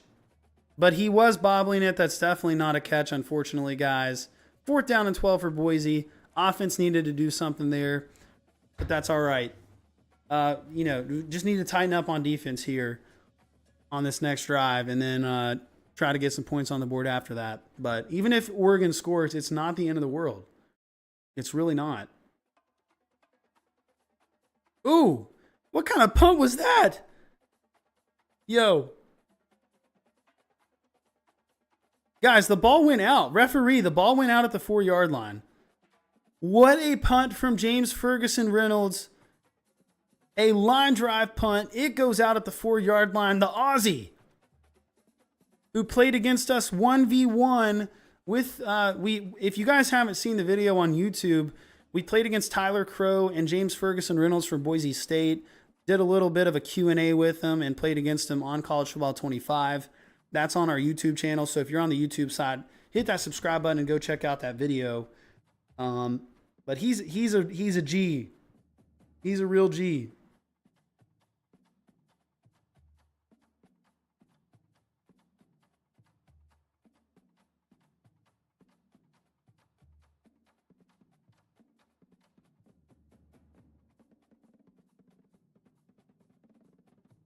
Thank you, Queso. I appreciate that. Oh, shoot. We get to custom schedules. We get to set up our recruiting board. It's 2027. The year is 2027. Let's see who is interested in us. Nobody, we're not in anybody's top 3. Let's check out our team needs first. Oh, wow. We have a lot of team needs because we just got rid of a bunch of people. Okay, so we basically need every single position. Got it. Got it. Wow. Okay. We got to go after every position that there is. So, yeah, we're just going to go through each, I'm going to go through each position here basically and go after who's interested in us. And then in this case, like one more. Since there's not more interest, this guy could be pretty good. 6'4". He's a field general, not going to be a scrambler, but you know, that's okay. I've always heard that the athletes are some good ones to go after. So we've got these 2 4-star athletes right here. Let's go after them. Running back. We apparently need a running back. We got a 5-star interested in us. Let's try to go after Rakeem Avery, the #1 running back in the country from Snohomish, Washington. I don't know if I said that right, but I said it confidently, and that's all that matters. Let's see here. This guy, this 4-star is in our pipeline. We'll go after him. Go after him in our pipeline. There we go. Noah says his mental health cannot handle this game. Dude, I can't imagine how you guys are feeling right now. I really hope you're able to pull it off. I'm going for 4 stars and 5 stars, but I want them to be really in the pipeline just because I feel like that'll get us bonuses. Maybe I'm wrong, but that's my thought process.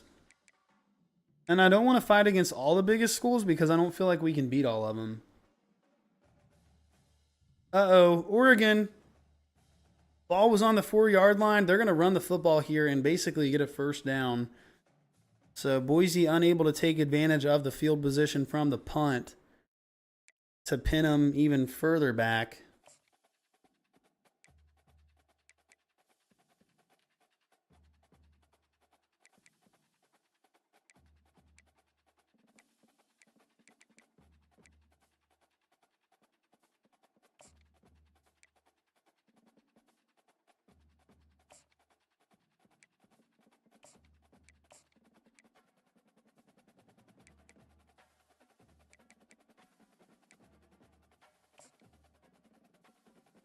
Uh-oh. Oh my gosh, the Oregon running back just fumbled the football mid-run. So he'll get the first down, but he was gone right there if he would have held on to that football. Flag on the play. It looks like it's on the offense. Whatever it is coming back. I can't hear the game because if I did, it would come through on stream. It was holding on number 72. There you go.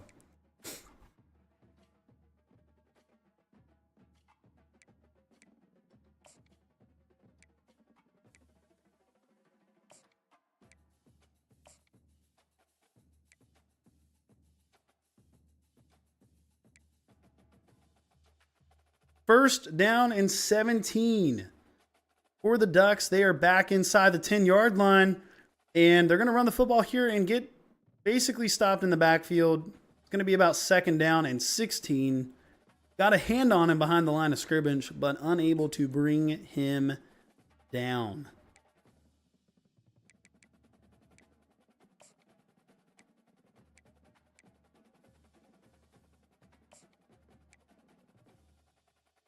Second down. It is second down at 16. 6 minutes left in the third quarter. Boise State almost jumping off sides right there. This guy's the #1 recruit in the country. Why not? Why not go after him just for the heck of it? Just to say that we did. They're going to run the football again. Third down and about 13 coming up for the Ducks.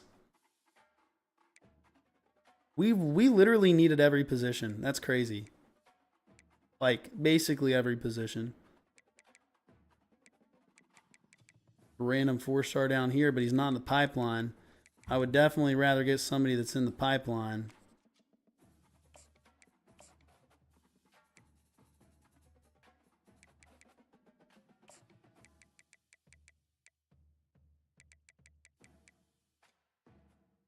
We're up to 30 targets now. Did they just run the football on 3rd and 13? They did. So Oregon is going to have to punt the football. I feel like the YouTube chat. I feel like if you guys are watching on live TV, you're ahead of me on the. I'm streaming it on Peacock. So well, you guys are too, I guess. I'm on my computer. But look at these. Look at these DBs we're working with here that are interested in us. We got room for one more target. Who's it going to be? We need this position. Nobody's interested in us. All right, there we go. No, oh, got a lucky bounce there at the end of the punt, but it's still going to be out at the 37-yard line. And Boise State has an opportunity again to take the lead. Listen. This is what this is what happened earlier today in the Marshall game. Marshall hung with Virginia Tech for a long time, and honestly, defensively, guys, like we looked so good, like the best I've seen our defense in a long time. But they can only hold on for so long against these teams that have more depth, right? If you're not capitalizing on offense, you're going to run out of opportunities to get ahead and win the game. And I feel like right now, Boise State is flirting with that. They've had some good defensive stops, but now is the time where they've really got to make, I don't know, they've really got to push for it, I think, and try to get ahead in this game on this drive. You can't keep playing conservative. Now's the time to start taking some shots. And yeah, I know Oregon's not Virginia Tech. That really wasn't my point. Was Oregon has more depth than Boise State, just like Virginia Tech had more depth than Marshall. So like eventually the defense of Boise State, I think, is going to get worn down if the offense isn't putting them ahead in the game. Because what happens is if you don't score on this drive and Oregon does finally break through and score on the next drive, then you're down 7 and the offense feels the pressure of, well, if we don't score here, this game could get out of hand. And, you know, sometimes people can't handle that pressure. So I think this is a big drive right here. I think Boise needs points, even if it's just 3. The 37-yard line is good starting field position. So I think you got to get points here. It's important. All right. Let's start throwing. I guess we got 875 recruiting hours. So I wish you could just like mass offer scholarships, but I just want to scout everybody. See if we can find some gems. Boom. There's one. Have a scholarship, Juwan Iverson.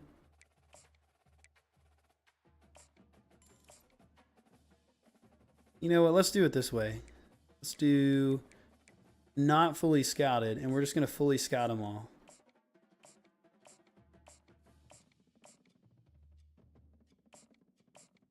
I guess, does it show you if you have a bust or a gem this way? Because it's not showing me anything right now.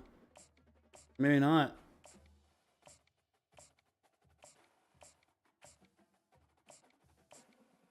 I'm going to use all my hours scouting. We need to know what we're working with here.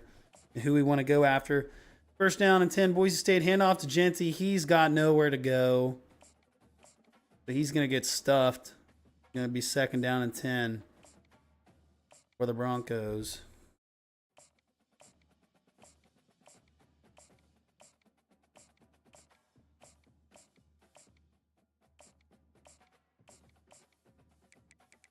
All right, now let's go back up to the top. Quarterback position. Oh, we did have a couple of gyms in here, so...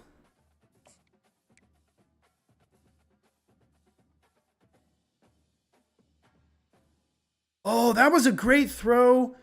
That was honestly a great throw. It was just even better defense by Oregon. Great throw on the run by Madsen, but a great pass breakup from the Ducks secondary. Wow. Beautiful ball on the run there. Oh, that was pass interference.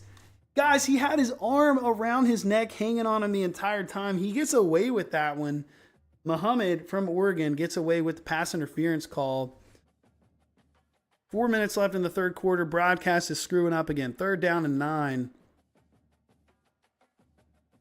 And it's an empty set formation for Boise State. Madsen takes the snap, throws the ball down the sideline, and it is... Oh, it's incomplete. Is that the right call? The Boise State sideline is not contesting it. I thought he came down with it, but it looks like he might have dropped it when he made impact with the ground. Illegal formation on the offense. That penalty is going to be declined. And Boise State's going to send out the punt unit again.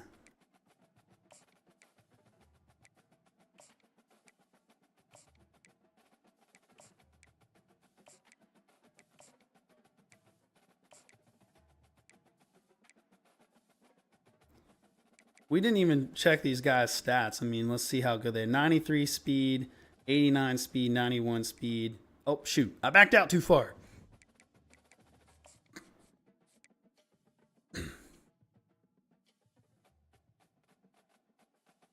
Oh, good punt. But Oregon is going to return this one. He's got a lot of space. James Ferguson Reynolds can't get there. And the Ducks just returned a punt for a touchdown. 90 yards. That was a great punt return. It's unfortunate that it happened to Boise. Ducks up 20. Well, I guess let's see if they actually make the extra point here before I give them points.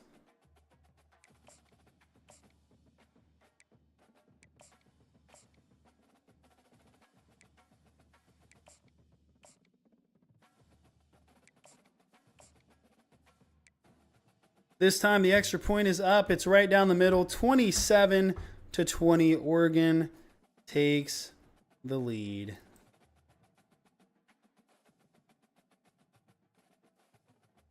Man, that was a great punt return. Limelight says it might be over now, but you know what? This is what I said. This is what I said 5 minutes ago. I said Boise needs to score on offense, even if it's 3 points. They need to give themselves the feeling that they are still in control of this game. And that punt return is, while it's gut-wrenching, it does give the ball right back to the offense. So maybe if they score here, keep their hopes alive. 3:57 left in the third quarter. There's plenty of time left in this game. But what you can't let happen if you're Boise is you cannot let things get to your head and make it feel like it's over when it's not. And it'd be really easy to feel that way right now because that is a crushing punt return for a touchdown after you've played great defense all day.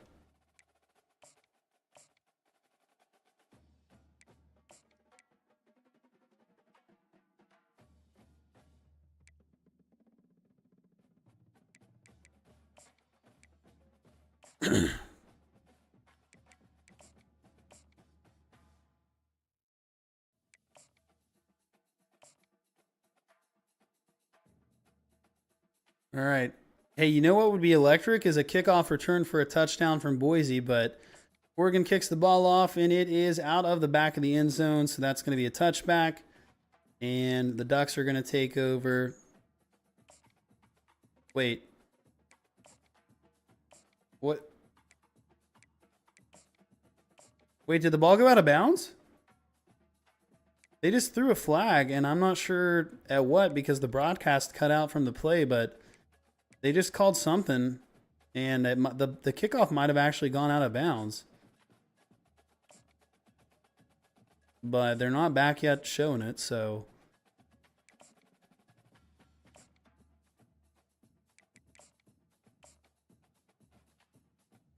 It did. Boise State gets the ball at the 35-yard line. So, hey, not all is over here.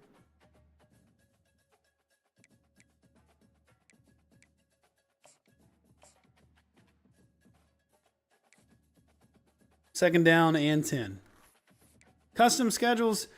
If you guys are watching us for the Boise Dynasty and you have input on our schedules, here's what we've got going for us this year. Marshall is on the schedule in 2027. That is a legitimate game that's on Boise State's schedule in 2027 at Marshall, at App State. Let's switch up this FCS West. Well, I don't know. I kind of want to keep a give me game in there. Feel like we need it. Second down and 10, handoff to, is that Riley, I believe? Couldn't tell who that was.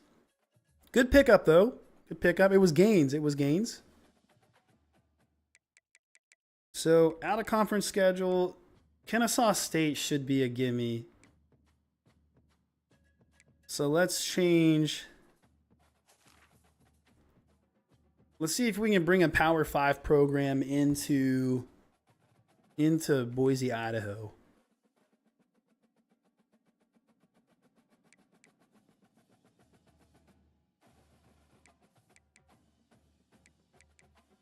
Colorado. Maybe we want to play against Colorado.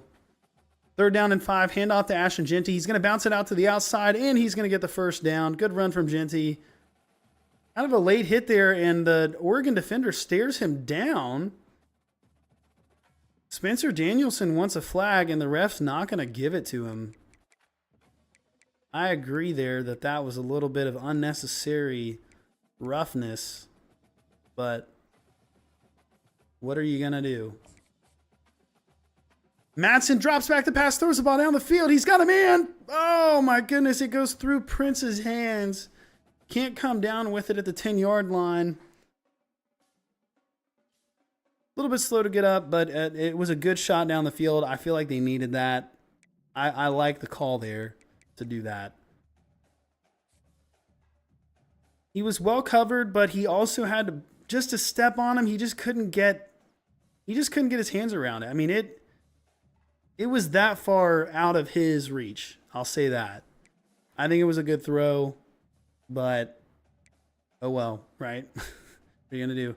Second down and 10, handoff to Gaines, and he gets a gain of 4, and then number 2 punches.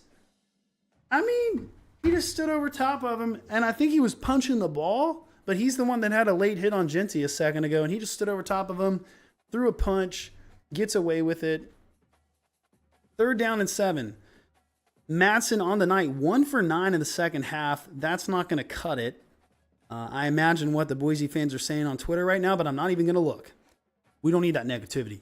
Third down and 7. Madsen back to pass, throws the ball towards the left side of the field. It's caught for the first down. Latrell Caples at the 35-yard line.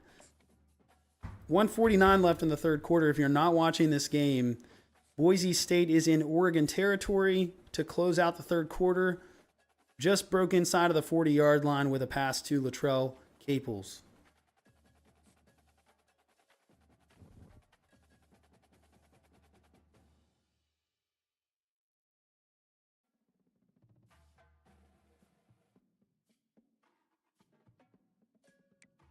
All right, we got to add T. Gelato to the team because he wanted to join the team as a corner. And I told him he could have this guy right here, Tim Nickey. The 4-star freshman out of Henderson, Nevada, with a star development trait. And we are going to rename him T. Gelato. Second down and 10, Boise State. 54 seconds left in the third quarter. Another pass for Madsen. They've kind of gone away from the run a little bit. And it's an incomplete pass, but I was waiting to see if they called pass interference. They don't. Feel like maybe they could have on that play, but they don't do it. They're letting them play a little bit out there.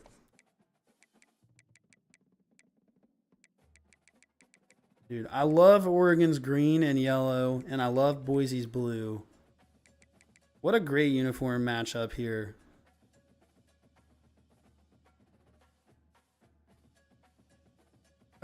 Third down and 10, a throw to Prince. They're going to call it a catch on the field. The Oregon players are saying that the ball hit the ground. Boise State is trying to get the snap off. I just don't see them getting this off without them reviewing it. And they are going to review it. Maybe Oregon's going to challenge it. It might be a booth review, but the Ducks are pretty confident that they think this is an incomplete pass. Let's see here. Does Prince get his arms underneath it? No. That's definitely going to be overturned. Ball hit the ground, bounced off the ground a couple of times. I definitely don't think he had possession. No. That's an incomplete pass. That won't be hard for them to overturn. Unfortunately, it's going to be fourth down and 10 for Boise State. This should be a quick one, so we'll see what they do here. I can't remember where the ball was at before that one.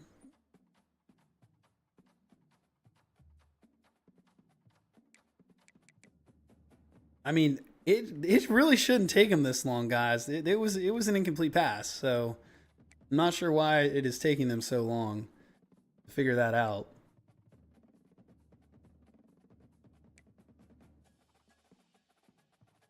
Limelight says that Boise's kicking a field goal, so I can't look at chat because it's ahead right now because of he's listening to the radio. So we gotta. Wow, this guy's got 16 offers here. Even though he's interested in us, I don't see us getting that.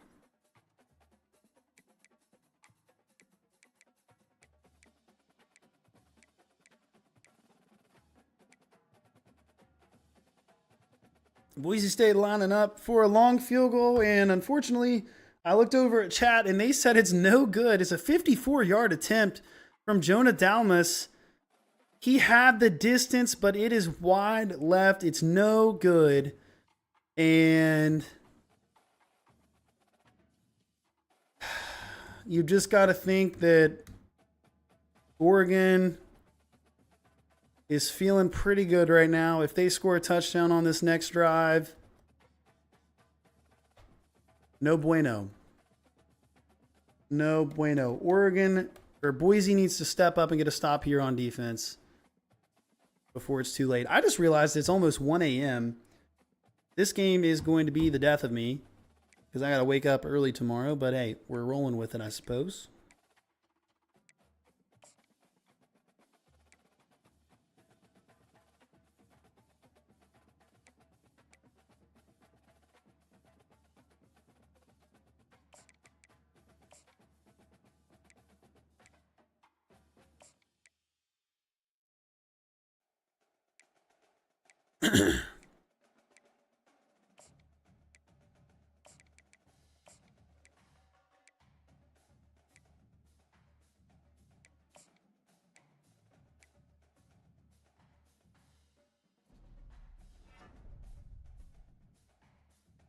Noah, how are you feeling? Oh no.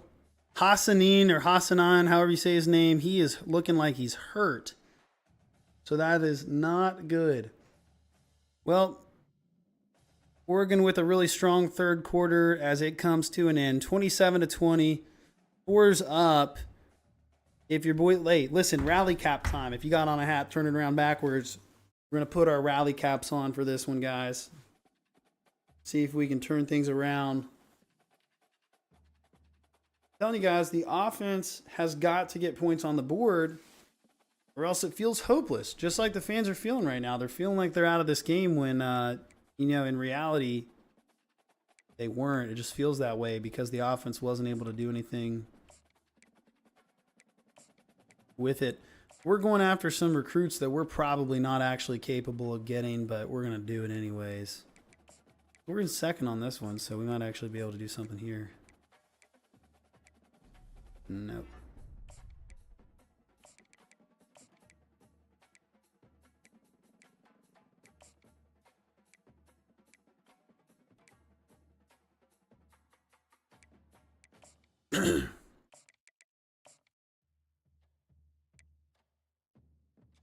Oh my gosh, dude. I need more recruiting points. We don't have enough. Hey, we're in first place on this guy. So we're gonna sell hard on him. Gonna get rid of him. Chef Moose, how's it going? What was for dinner tonight? I can't remember what I had. Chipotle? I think I had Chipotle.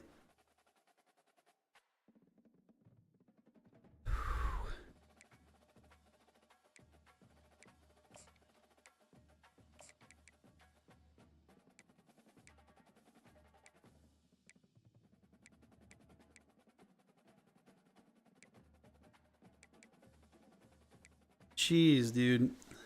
Our board right now is just filled with people that we don't have a chance to get. That's crazy.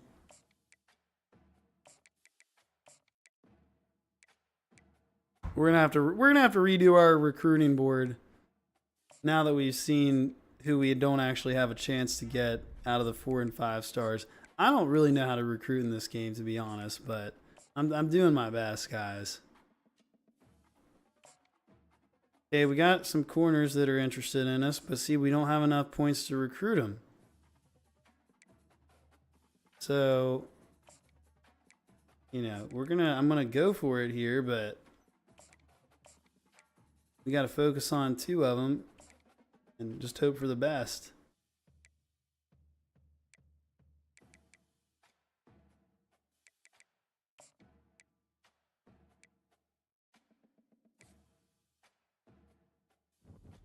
Pork tenderloin and provolone on hoagies is what you had for dinner. That sounds like it was pretty good. Sounds like something that might be something you might like.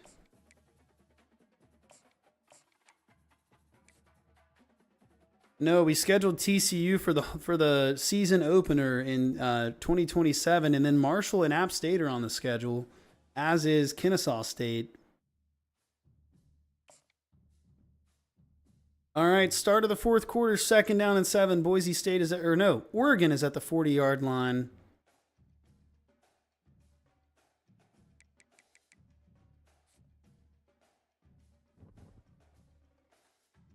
And he's going to get through for what looks like a first down near midfield. Not great. Not a great situation for the Broncos. We've made the top 3 for this quarterback, and we are in the lead on him. So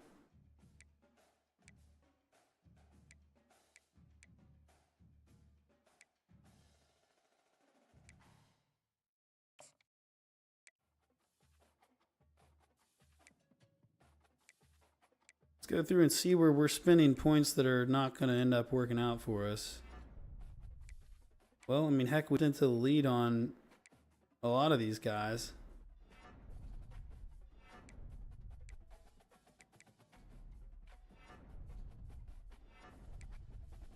Second down and 2. Dylan Gabriel escapes the sack, and he's got the first down and more into Boise territory inside the 35-yard line. They had the chance to get him down in the backfield, unable to bring him down.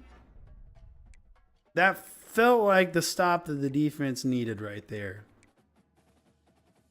I feel like they needed that one, and they just weren't able to get it.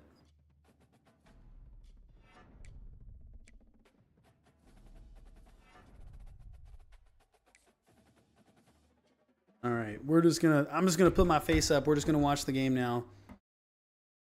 Pass to the ball's on the ground. Boise State recovers.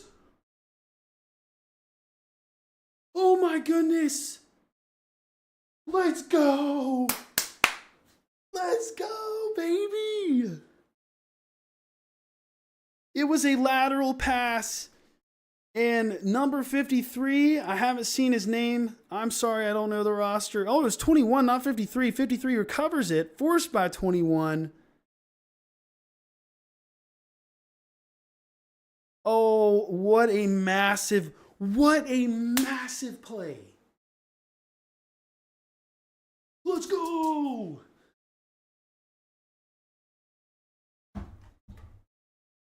The rally cap, baby. That's all you needed.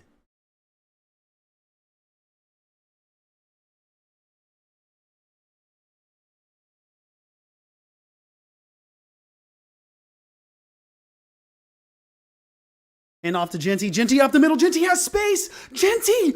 Oh my gosh. Let's go. Let's go.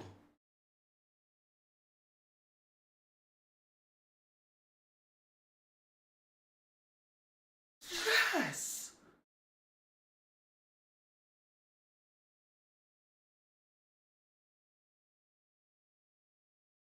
Let's go, baby. Let's go.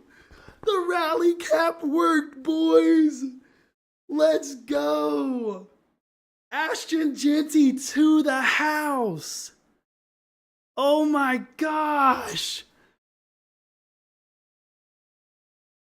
Please make the extra point, Jonah. Bang! We're back! We're so back! 27-27. Give him the Heisman, baby. Was that right? Did I do that right?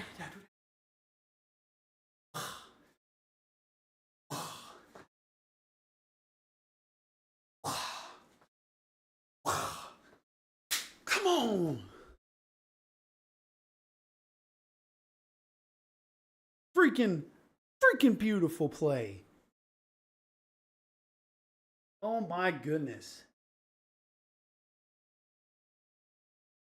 Dude, let's go. Oh, we're on a commercial break right now. Oh my gosh. Let's freaking go.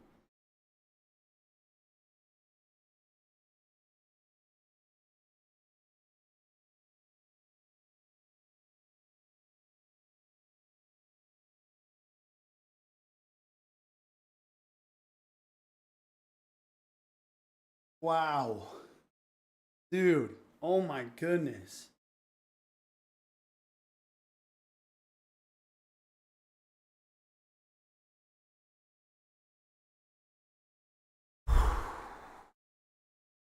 Let's go. Oh my gosh. Okay, we have not checked on other scores around the country in a while. So let's check on that. Guys, it's 27-27, 13 minutes left in the game. Arizona looks like they are going to top Northern Arizona after struggling in the first half. They're up by 12 with 7 minutes left. New Mexico State is up by 8 on Liberty still. 3:29 left in that game. The Liberty offense is struggling. 9 points right now.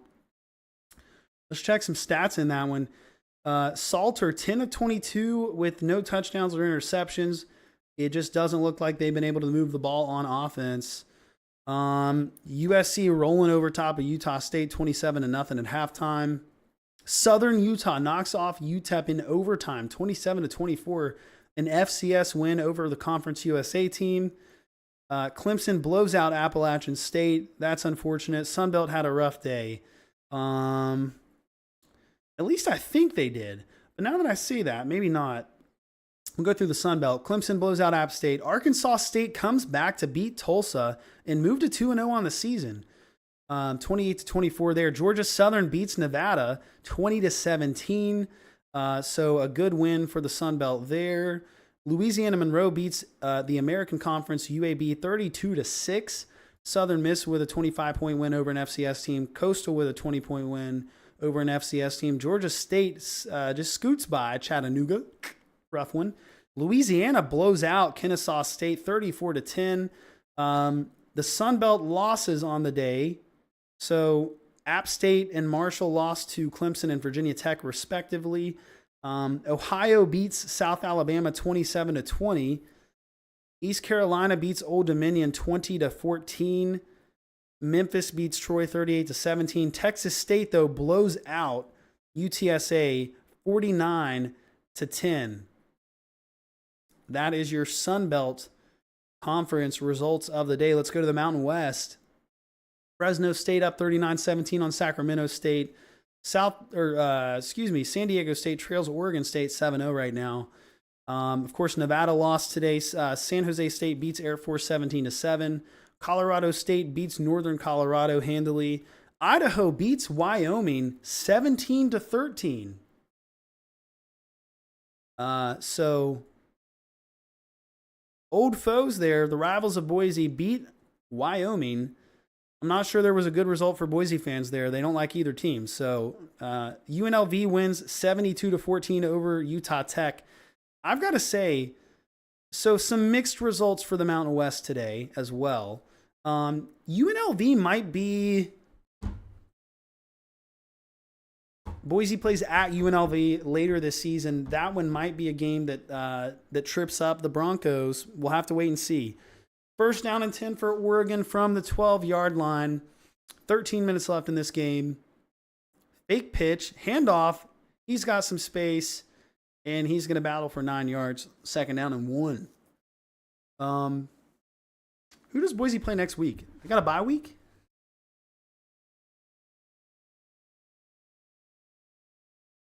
Yeah. Boise has the same bye week that we do, so there will be no fun football for the Herd Bros next weekend.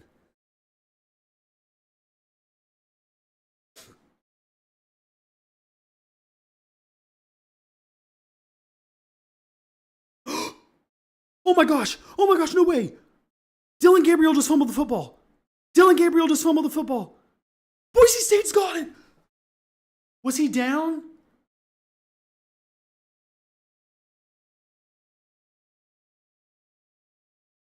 Yo, please tell me.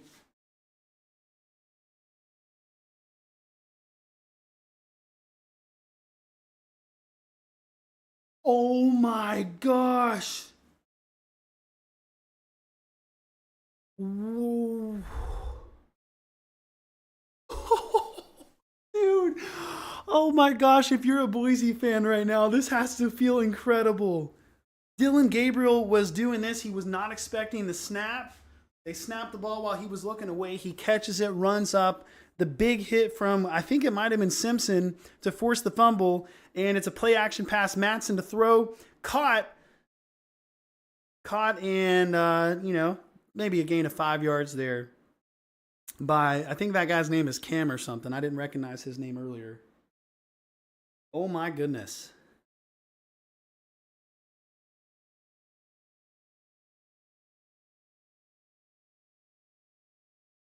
$11:49 left in this game. There's still so much time left. It feels like there's not, but there is. Boise State in the red zone now, 2nd and 5 from the 17-yard line. Handoff to Genty. Genty gets the first down. Not much more, though, down to the 11-yard line. Wow, what a turn of events for Boise. This is how you freaking run a group of 5 football program. I'm sick and tired of us not being able to get a coaching staff or talent in that's capable of winning games like this and playing in games like this. We couldn't get over the hump today because of bad coaching and because our coach was too stubborn to put in the guy that would have done better at quarterback, in our opinion, at least. But yet Boise State, year after year, with the exception of one head coach who I will not name because you all know his name, year after year, it doesn't matter who the head coach is at Boise, they compete at a high level like this. And it's so impressive. Well,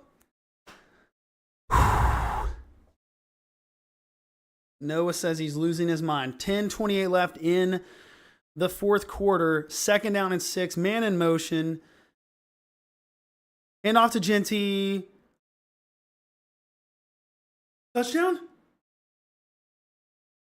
Let's go. Ashton Genty, give him the Heisman, baby. That's not how the Heisman. That's not how it works, man. It's like that. Let's go. Oh my goodness.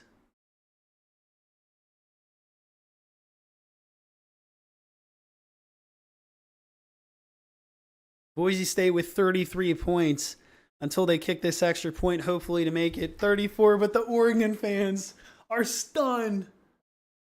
They are stunned. Are they going to review this?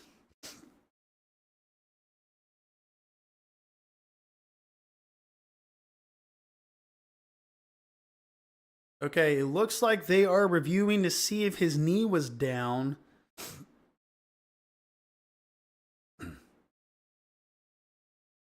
It was, but honestly, I don't think they've got indisputable video evidence. So I think this call's going to stand. They're showing a better angle of it now. They might overturn that. I think it's too close. And to be honest with you, they're just going to score on the next play anyways. So I think that you give them a touchdown here anyways. I don't think there's enough to overturn it. It's hard to tell which blue body part in there is his. So I think that's a touchdown. I think you just got to leave that.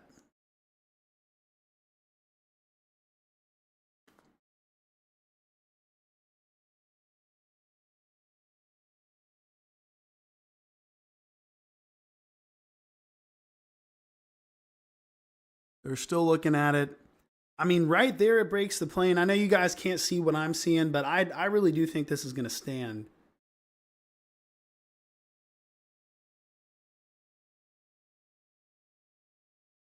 And it does. That's a touchdown, 33-27. Boise State coming out to kick the extra point with 10:15 left in the game.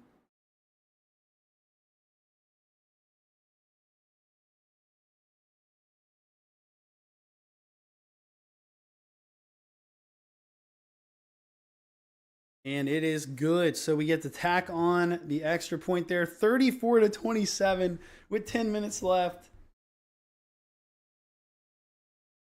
How many touchdowns does Genty have today? Is that 3 or 2? I think that's 3. Is that 3 touchdowns for Boise? Or for Genty, it is. Dude, what a stat line from Ashton Genty. I don't think my app has updated yet, so I'm going to say roughly 22 rushes, 180 yards, and 3 touchdowns. He's averaging 8 yards per carry. And, wow. What a stat line to have against Oregon. Matson's stat line is not so impressive, but if we're being honest, guys, I mean, he's playing against probably one of the best secondaries in the country. He's 16 of 35 passing, 45% completion for 139 yards. Again, not great, but, you know, you're playing against a top 10 team, so the passing game probably isn't going to be there. But they've been able to establish the run through Genty, obviously, which I think has been the difference maker in this game. So, unbelievable. Unbelievable. So 2 fumbles have turned this game around for Boise in the blink of an eye. 14 unanswered points, 34-27. We're on a commercial break right now. We're watching about some dog food, helping dogs eat healthy. Rachel Ray has dog food now. Okay. Didn't know that. Now I do. Troy Davis, thanks for coming in here, man. Good game so far for sure. Yeah. This will be the first in IRL Boise game that I have watched all the way through, and it has been top notch. Very enjoyable. So, the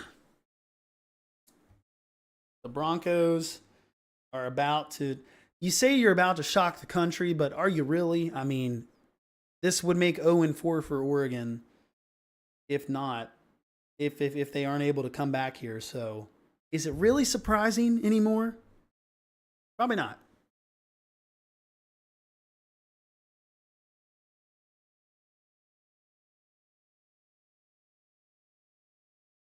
Let's do some curls. Let's do 34 curls for the 34 points we've scored. because I need to work out a little bit. Dylan Gabriel, 12 completions, 13 attempts, 205 yards, 2 touchdowns. Not a bad stat line. I'm actually a little surprised by that stat line. 16, 17, 17 on that arm. We'll do 17 on the other for 34. 2, 3, 4, 5, 6. Oregon is going to return this kickoff. He's got space. Dude, these guys are so fat.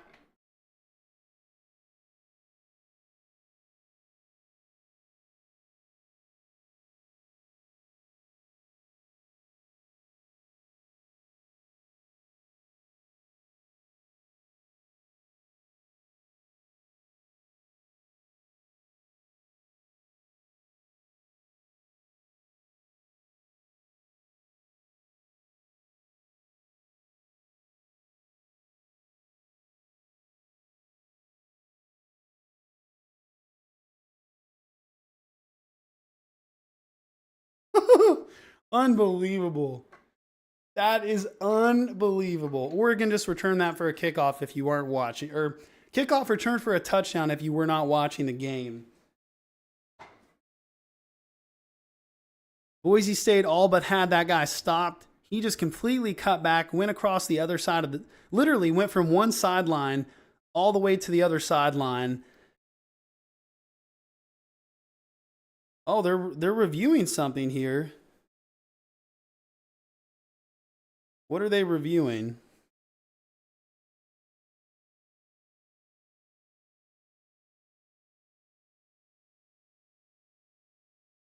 They're reviewing to see if he dropped the ball before the goal line. No way. Oh, this is so close. That's dead. That's out. That's out. That's out, baby. Come on.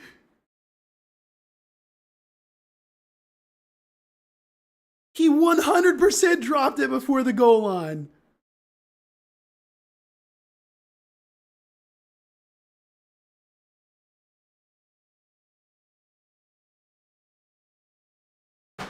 Play stands? What? What a horrible call.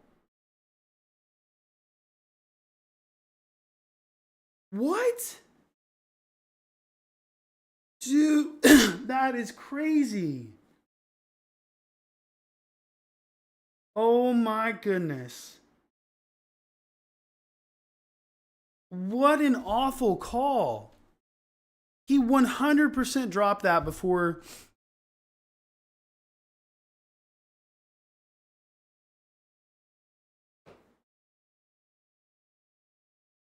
That is crazy, dude.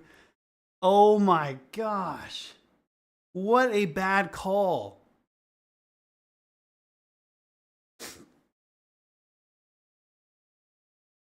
Wow.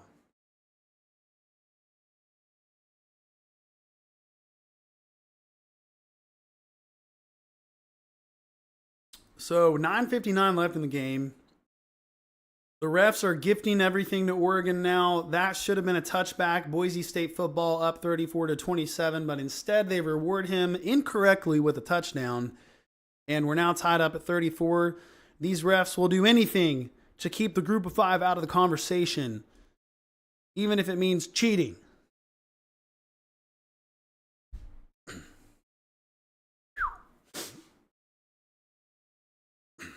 All right, here comes kickoff for Oregon. Let's see if Boise can return the favor, and he's going to let it go over his head into the end zone. What a bad call, man. Are you allowed to put links in the chat? As long as they're appropriate, Noah, that is fine with me. I assume it's related to the game, so that's fine. You're good.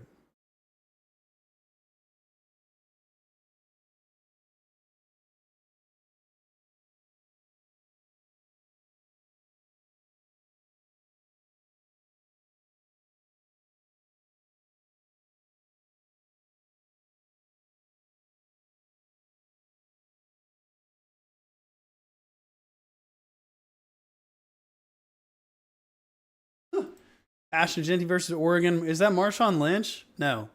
Is it? Why do I not know who that is? Hiaito, I got your player on the team.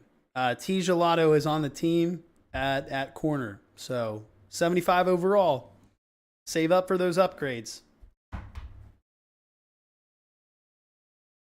Because game 1 will be this upcoming week against TCU. 2nd down and 10, handoff to Genty. He's going to fight for 4 yards there, but a 3rd down coming up here for Boise, and hopefully they don't have to punt it away with 9 minutes left. What a bad call by the refs, guys. That completely changes the dynamic of how this game is going to finish. Oh, horrible.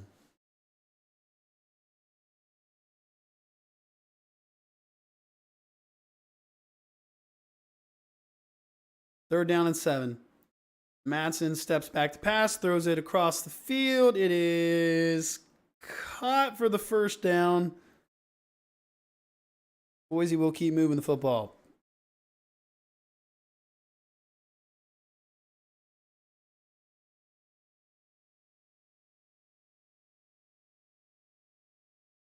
Under 9 minutes left. It looks like this is going to be a false start on the offense. It is. Those are drive killers right there, guys. 1st down and 15. If anybody can get you out of a 1st down and 15, it's Ashton Genty. That's all right. All right.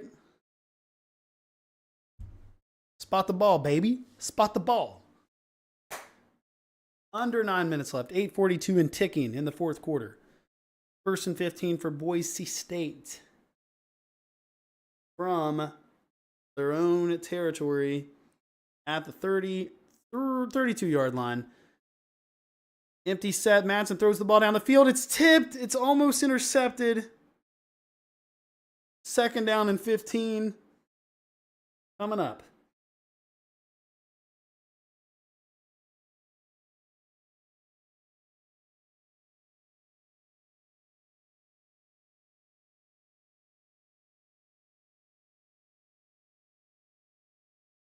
Ugh.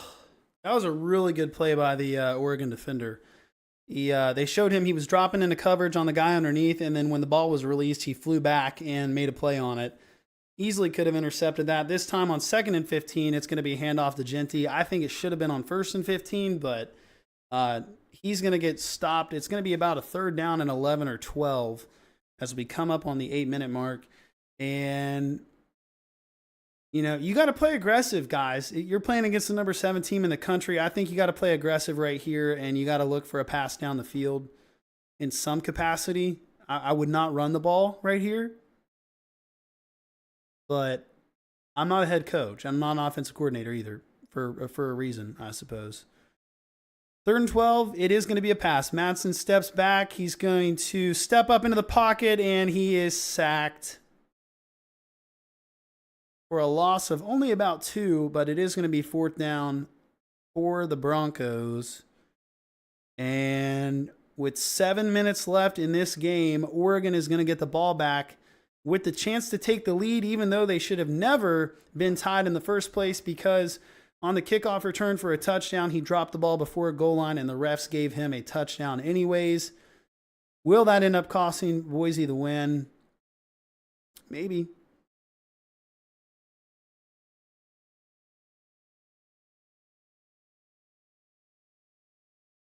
Oh, man. Oh, that's holding.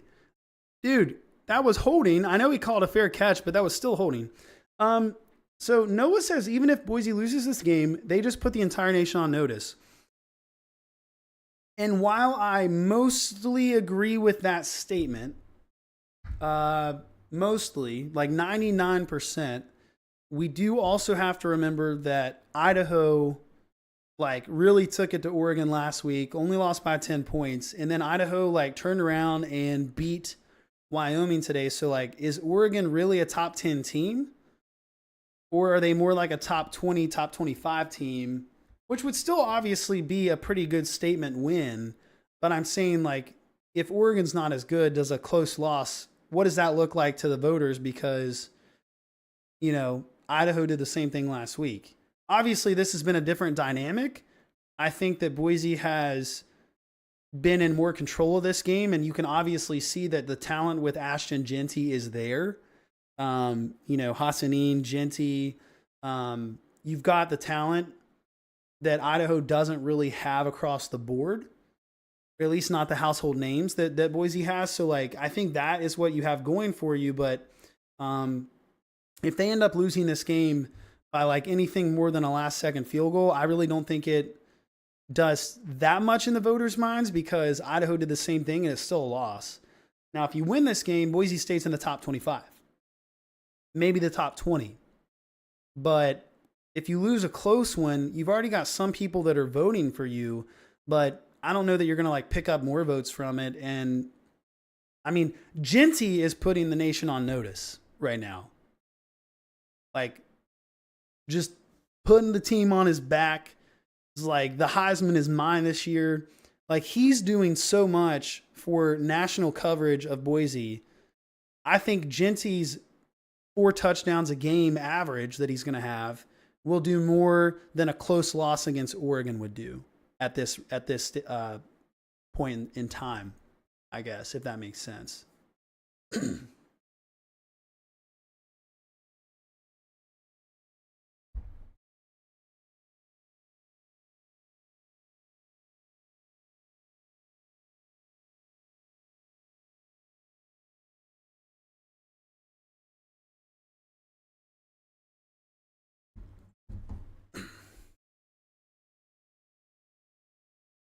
But yeah, if you are watching on Twitch or YouTube and you haven't hit that follow or subscribe button, again, this is our first time doing a watch along stream, but I would love to keep doing it, especially when we think a big upset is going to happen. I would love to do an upset watch stream and stuff like that. So be sure that you are following or subscribing so you don't miss that, and other college football 25 content. Some sports talk's going to be mixed in there.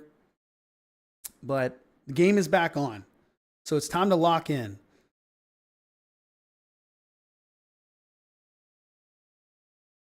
First down and 10 for Oregon. They're going to pick up about 5 yards on a little, swing pass kind of thing going on right there. I mean, I tell you what, those Oregon uniforms, the top half at least, looks sharp. I don't like the decision to go with the white pants there with the green helmet. I think they should have just gone all green, but what are you going to do? Pass, first down, and you get out to the 40-yard line, and they're moving the football. 6 minutes left in the game. Clock's ticking. I'm getting a little bit nervous.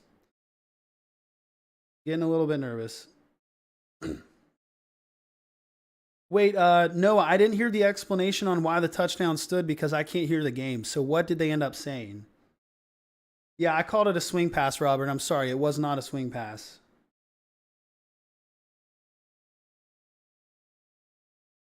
It was a screen. It was a screen. It was not a swing.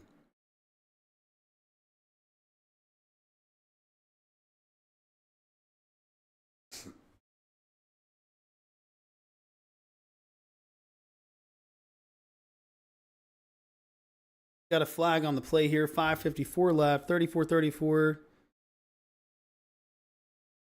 Was that an illegal shift? I'm playing a guessing game here. I think it was illegal motion, illegal shift. It was something like that. But yeah, illegal shift. So that was on the offense, and it's not showing me what down it is, and I can't remember.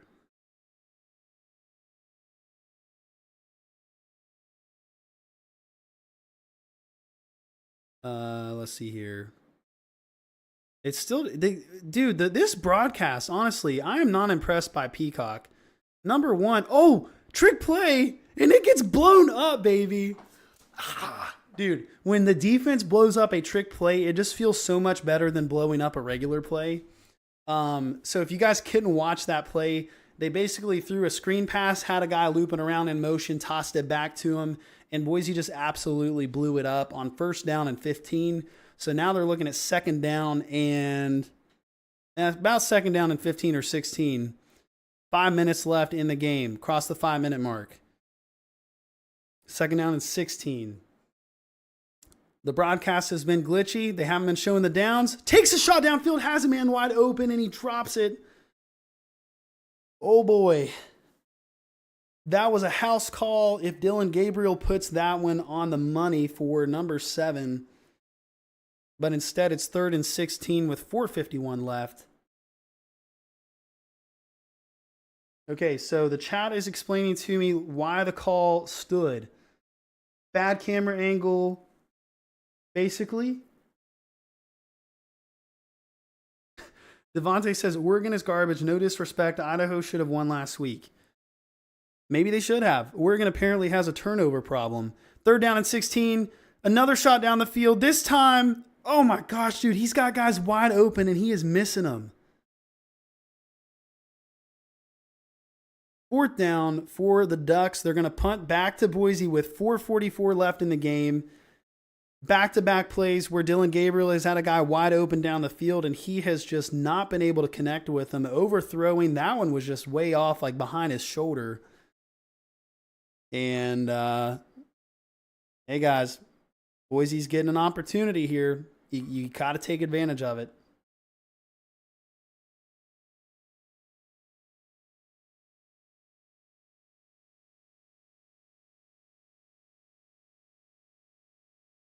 Oh my gosh. He let the ball bounce and he just fell down. He fell down. All right.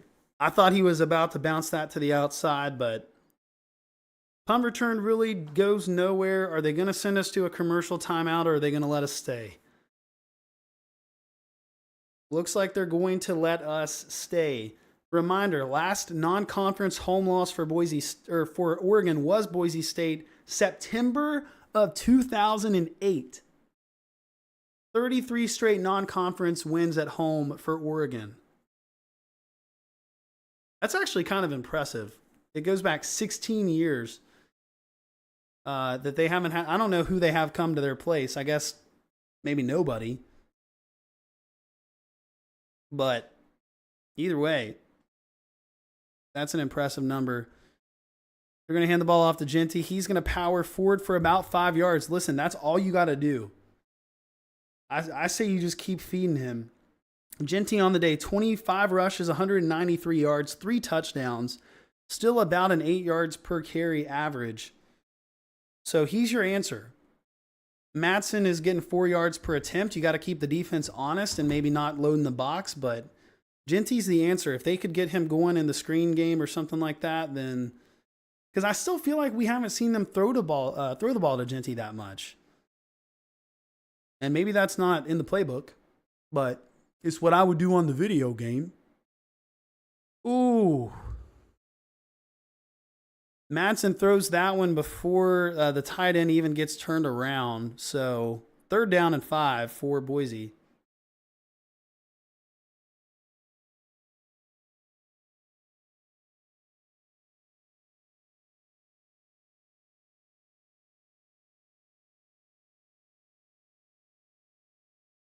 Ashton Genty is now undisputed running back 1 in the draft class. Honestly, he's looking like it.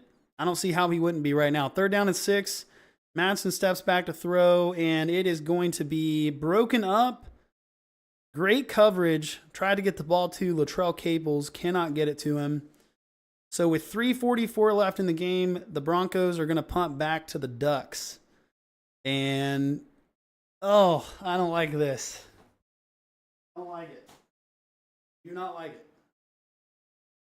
Because it feels like Oregon could chew some clock here. So I don't like where this is going. What's up, Tidy Whiteys? How's it going tonight, man?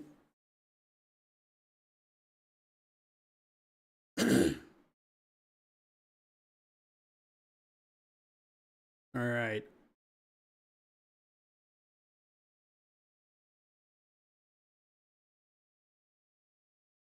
All right. Fair catch called for at the 33-yard line.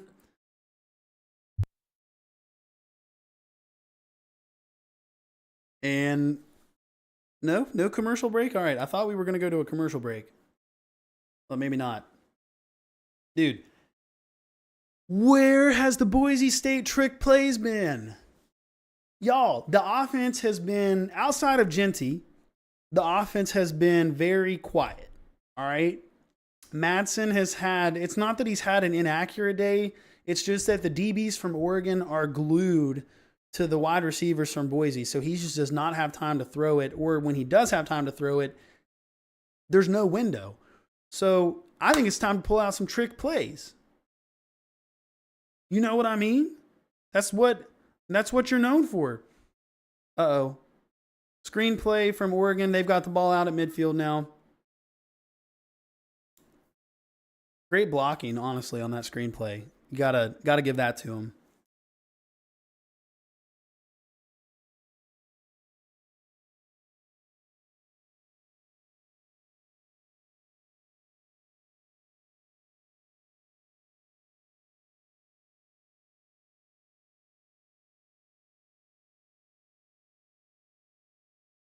Stop showing the highlights. Come on, let's get back to the game.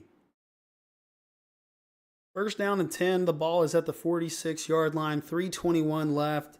Both teams have all 3 timeouts, and we've got the 2-minute timeout as well. Great tackle there. Oregon's going to run the ball, get stopped. Gain of about 2. They're not quite at midfield yet, actually. I know they said they were, but they're not quite. Looks like they got to about the 48-yard line there. 2nd down and 8 coming up. And Oregon is letting the clock tick, which tells me that if they get a couple more first downs, they're going to take this down for a field goal at the last minute. I think they're comfortable doing that. So if you are a Boise fan, you're going to want to see the defense get off the field here. Pass complete by Dylan Gabriel. 3rd down and 1. Coming up for the Ducks. 2:26. The clock is ticking, and if Oregon wants to, the difference between the play clock and the game clock, they could take this down to the 2-minute timeout if they wanted to.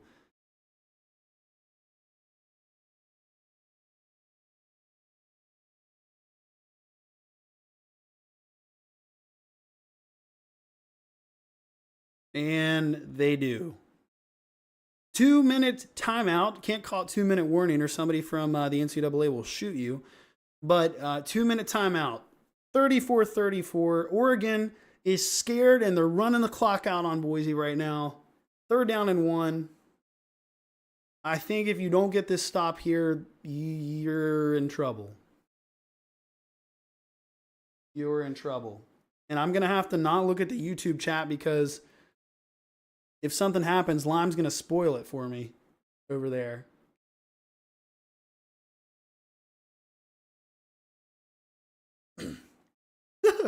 This has to be the game of the year. I don't care what else happens this season. That's a bold statement, but it sure feels like an early contender for game of the season. It's 1:30 in the morning where I'm at, so a lot of the country is not watching this game right now, unfortunately.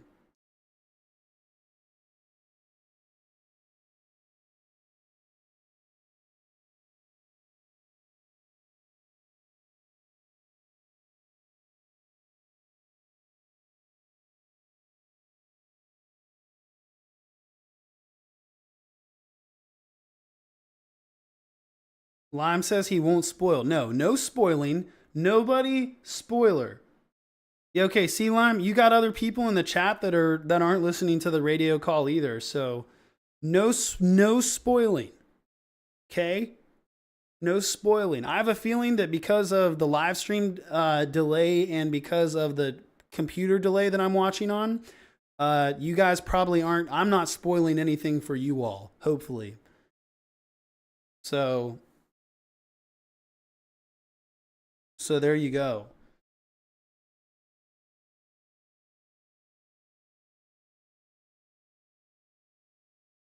Josh says, I'm an Iowa fan and I'm so freaking invested in this game. There you go. You got Iowa. Listen, Iowa fans have never seen an ounce of offense in their lives, and they can turn on this game and see the score is 34-34. Of course they're going to be invested. I'm sorry, Josh. I had to say it. All right. I'm sorry. And I know you guys lost today, and I'm a little disappointed in that because I don't want Iowa State to win either. But You let me down. Okay.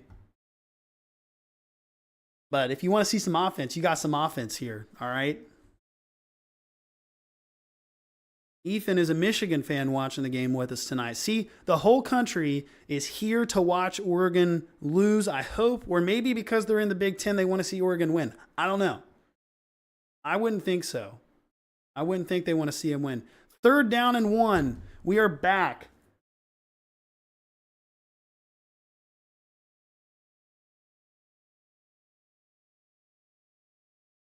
He gets the first down. That was an odd play call. Oregon went through a lot right there to get the first down on Boise, which kind of shows you how scared they are to just run the ball.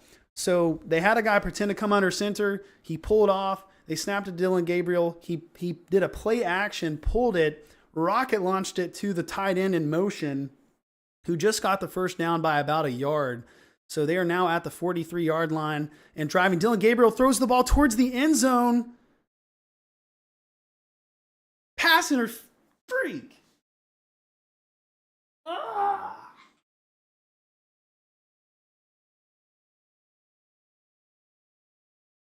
All right. Pass interference call. To be honest with you, does it make sense to let Oregon score if you're Boise? Because now they're in field goal range, and if you don't let them score, you might not see the ball again this game.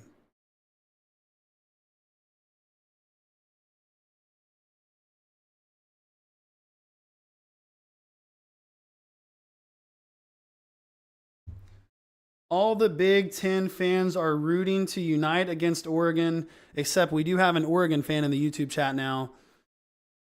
All right. So Oregon just ran the ball. They've got it at the 21-yard line. And Boise is letting the time come off the clock. Wait, it looks like they might have just called a timeout. And I think they did. Guys, I don't like where this is at. I think it's 2nd down and 4. I think you've got to treat this like you're losing and you desperately need the ball back. So either you get the stops here. No, Oregon burned a timeout. Really?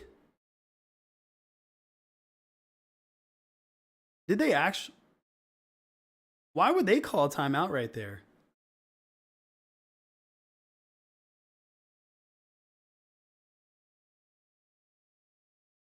The only reason that I can think that Oregon would have stopped the clock for is if coach wanted to pull him over to the sideline and be like, "Hey guys, listen, they're going to try to let us score here. If you get the first down, go down. Do not score." Like, you know what I mean? Call the team over and say, "Oh no, okay, it was a Boise State timeout." They put of course Peacock screwed that up. Peacock screwed that up a little bit. But if you did want to call a timeout as Oregon, you would say, "We're not scoring a touchdown on this drive, guys. We're going to go down."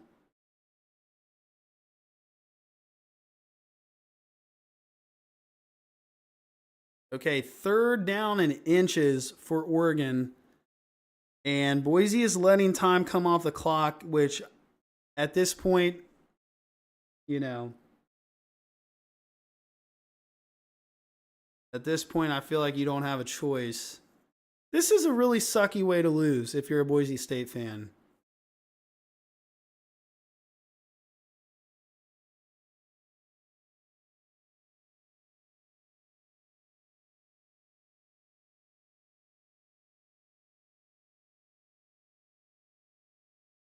First down. And you know what? The Boise State player made that tackle right there. They should have let him score that touchdown. He tripped him up. He was trying to score right there, and he got tripped up. They should have let him score. That tackle, believe it or not, the tackle might have just lost them the football game.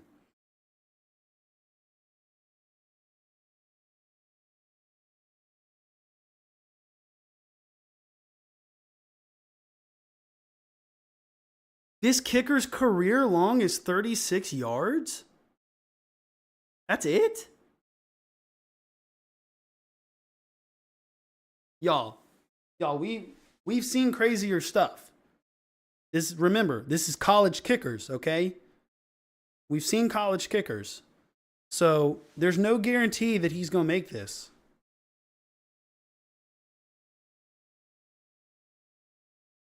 He missed the extra point earlier. What are we even talking about right now? The reason this game's tied to begin with, other than the missed dropping the ball before the end zone, is because he missed the extra point.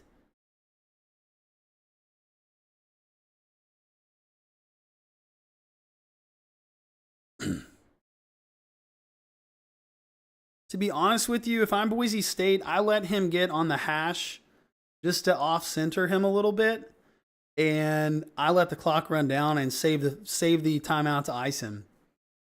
I wouldn't. Well, they just used their last one. Man.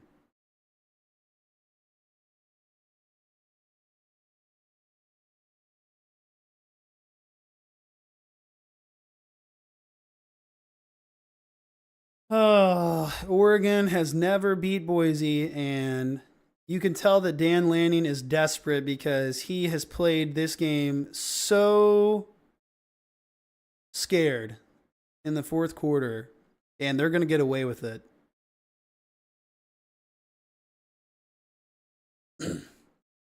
Yeah, they're probably, I don't know where you guys are at on your feed. It's 2nd and goal, 39 seconds left. My guess is Dylan Gabriel's going to take this snap. He does. They're going to run the ball. Well, they ran the ball all the way over to the right hash mark. I think Boise was trying to let him score right there, potentially. So Oregon is going to take a timeout, it looks like, with 30 seconds left. And they probably did that because they did not like that the ball went all the way over to the right hash mark.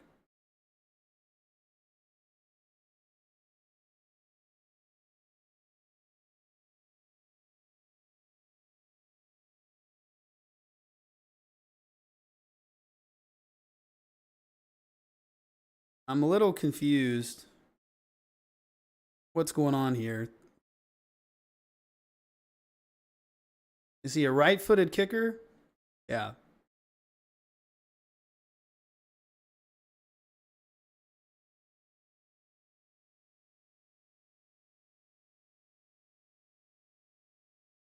All right.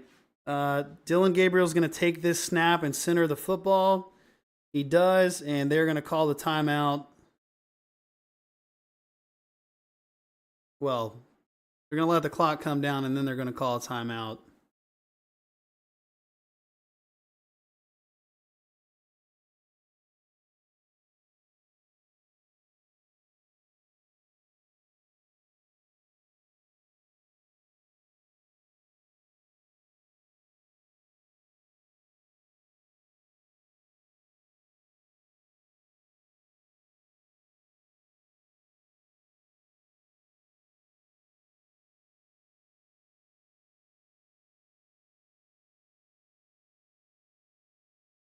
You guys might be ahead of me, so I'm not looking at chat. I apologize, but I am not looking at chat right now because I just want to take it in.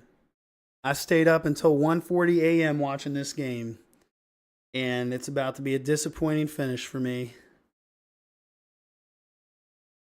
But regardless of what happens here, Ashton Jeanty put the country on notice again for the second week in a row with another 3-touchdown, 180-yard performance against a top 10 team.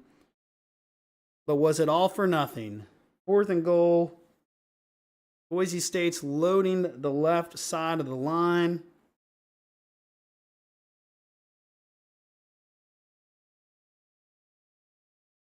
Takes the snap. The kick is up. It's good. And offsides on the play. They're going to decline that penalty, and Oregon has won the football game 37-34. Wow. Well, GG's Oregon. If Jonah, he's a great field goal kicker. He missed a field goal earlier, so maybe that comes back to bite him. couple things that Boise could have done differently, obviously. A couple of plays that I think the refs called incorrectly, but regardless, good game to Oregon. Great game from Boise also. I mean, Ashton Genty looked great. Passing game probably could use some cleanup, but you were also playing against a much better team. So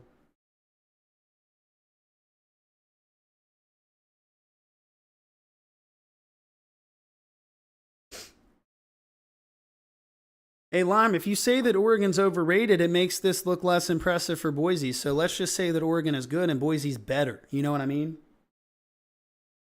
Because I personally had Boise in my top 25 before this, and I think I'll keep them there. I've got no reason to drop them out. They played a much better game defensively today against a much better team. You know, what more can you ask? So you've got a bye week to get some things corrected before you play against Portland State, and I don't see how anybody in the Mountain West should beat Boise, except for maybe the hardest opponent is going to be at UNLV in the middle of the season. But I like their odds to make a run. They've got the offensive firepower for it with Genty. They played a much better game defensively today, but they're just going to have to stay focused. Spencer's got to keep them focused on the game at hand, and so that they don't have any silly trap losses or anything like that, but they look good.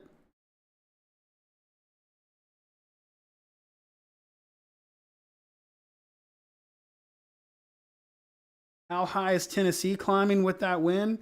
I think Tennessee might break the top 10 with that win over NC. It was convincing, and there were some teams in front of them that didn't look so good, so I think Tennessee might jump into the top 10 with that one.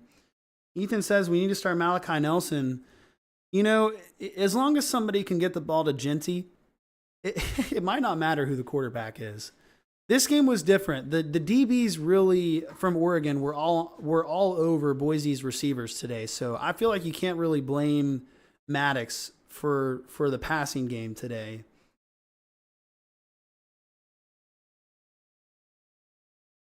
But as far as why is Madsen starting, I mean, first of all, I'm a Marshall fan, so this is me speaking unbiased. The coach has said that he did a better job in preseason, just made better decisions, and was more accurate. So, but Marshall's coaches said the same thing about our quarterback, and he completed 36% of his passes today.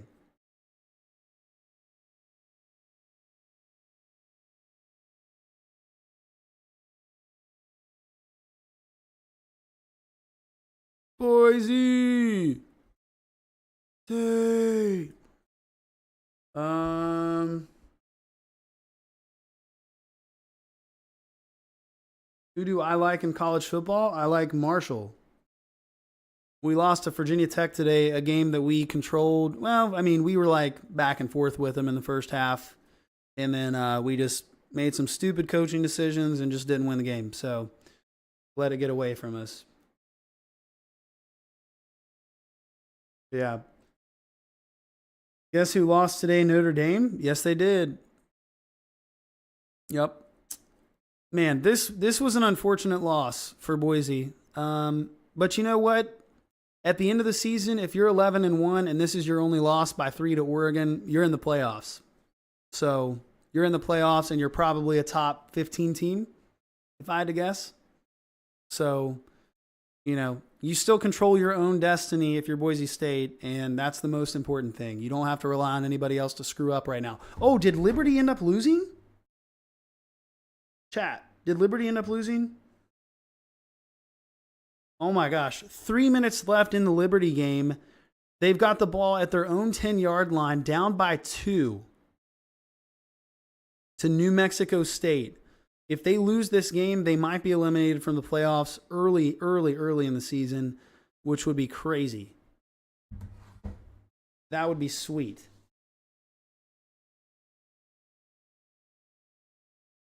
Vols or OU in Norman? I think, honestly, with how Oklahoma looked today, I'd have to go Tennessee. But if it's in Norman, then I don't know. It might be a toss-up, but I'll go Tennessee in that one. Why not?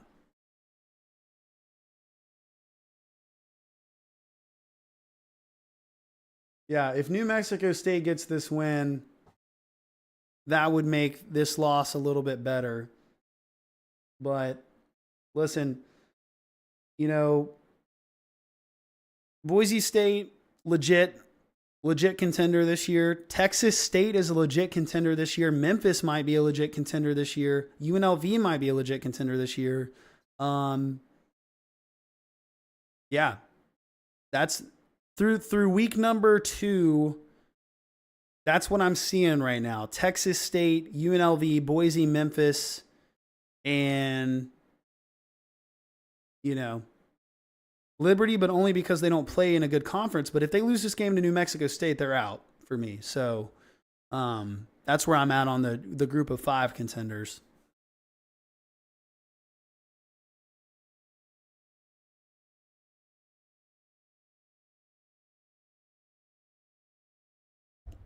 But listen, guys, it is 1:45 in the morning. I've got to wake up in like 6 or 7 hours, so I am going to call it a night. Wait, what is this Liberty game on some channel? Oh, it's on ESPN2. Let's just watch the end of that game together. If you got ESPN2, YouTube TV, I'm turning on the Liberty game to watch the end of it. When I said contender, Brian, I meant contender for the group of 5 spot in the playoffs. You have a good rest of your night, brother. I'm going to go play Oregon in college football 25 and score 300 points. See if you can score more than that. You should be able to put up more. Where is ESPN2?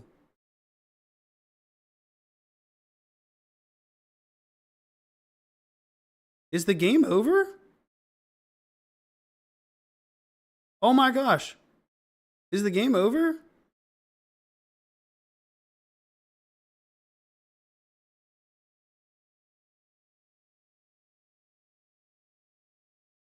Why? It's not letting me watch the game. It's acting like it's over.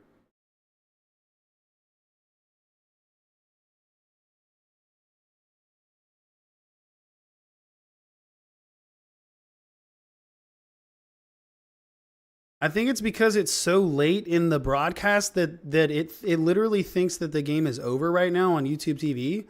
So it's not letting me watch it.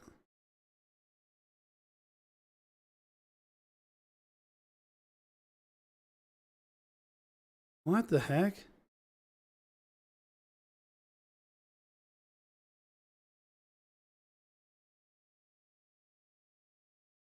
I'm so confused.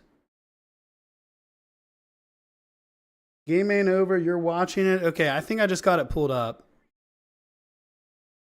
Yep, I just got it pulled up. All right, 1:55 left. Liberty's down. They're at the 22-yard line, their own 22, and Salter just scrambled to the 35. So they're probably going to get in field goal range here. So we'll watch this, and then I'll head off for the night. But again, I appreciate you guys hanging out and watching this. We're going to do more watch-alongs in the future, so make sure you hit that subscribe button, hit that follow button. Also, follow us on Twitter, because why not? And if you want to join the Discord, I need to share the Discord link over on YouTube.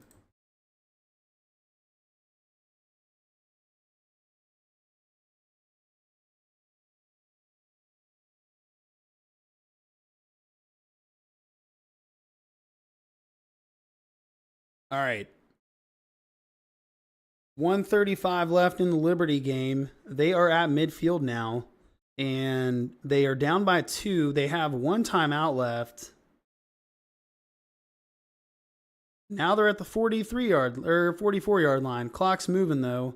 I just don't see... They're going to escape, guys. I'm just telling you right now, Liberty's going to escape with the win here.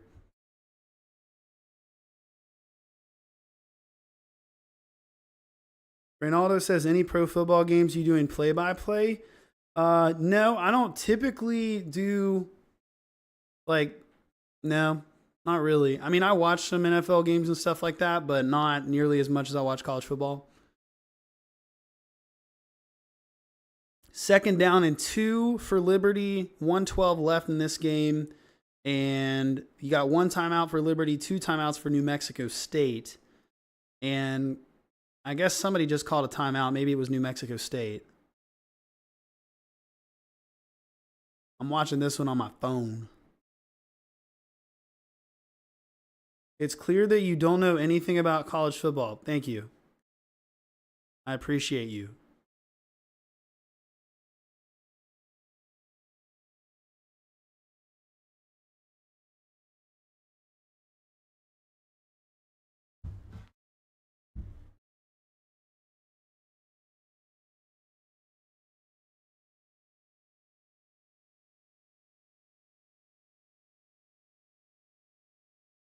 All right, here we go. We're back. I don't know. I guess New Mexico State might have called a timeout right there.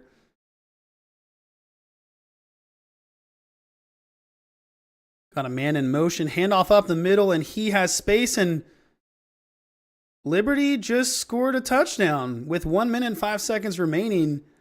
Did New Mexico State let them score? Because it kind of felt like that. Quentin Cooley with a 44-yard touchdown run with 1 minute and 5 seconds left to put Liberty up. Interesting. I feel like they let them score just now. That was a little fishy for me if I'm Liberty. I feel like they definitely let them score. Ambrose, how's it doing? How's it doing? How are you doing, man? See, it's late for me. I was up until 2 o'clock streaming last night. It's 2 o'clock again. And I was out all day, awake all day. I didn't get any naps. So, you know, I'm in good shape.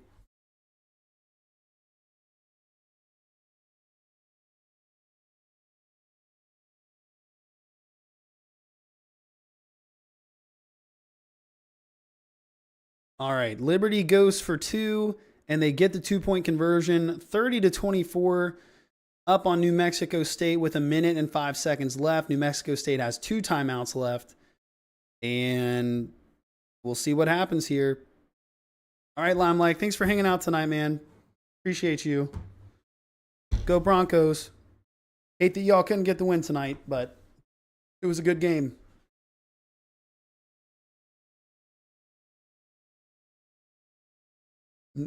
Noah says he's on his knees begging for New Mexico State to win. G Money says Liberty does this every game. They always find a way to win. Yeah, but it's New Mexico State. Ducks got lucky, says Heite, though. I think that New Mexico State let them score right there, but it's hard to tell. If you have ESPN2, get to ESPN2 right now. I can't update the scoreboard because I custom made that for the Oregon-Boise game, so I can't update that. But it is 30-24 right now in favor of Liberty.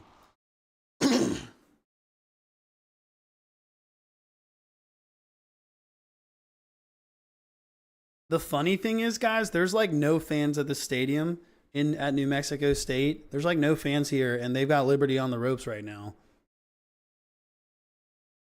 So, shocker.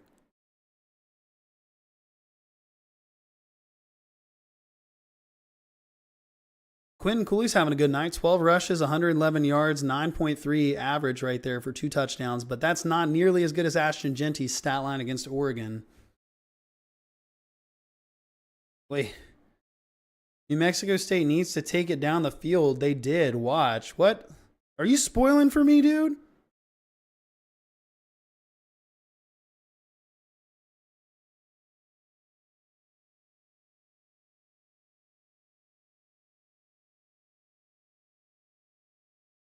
Noah wants to know, do you all think Boise State gets the playoff spot? Well, Hiaito, you got to remember that the group of 5 champion, the top ranked group of 5 champion will be in the playoffs this year, though.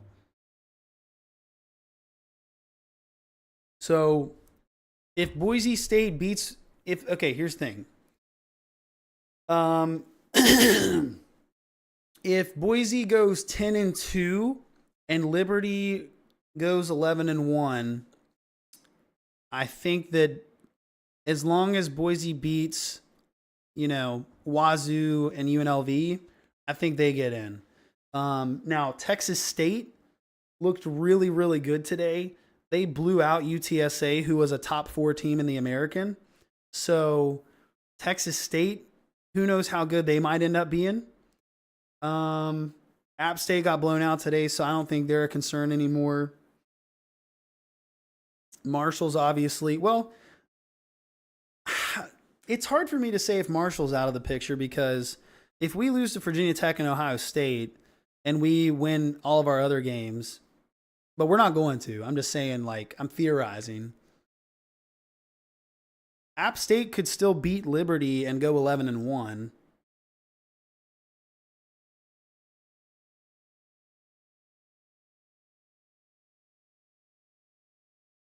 Yeah, Northern Illinois, Northern Illinois got the win against Notre Dame today. I don't think that they'll make a run the rest of the season, but they obviously got a big win. They got a resume building win today.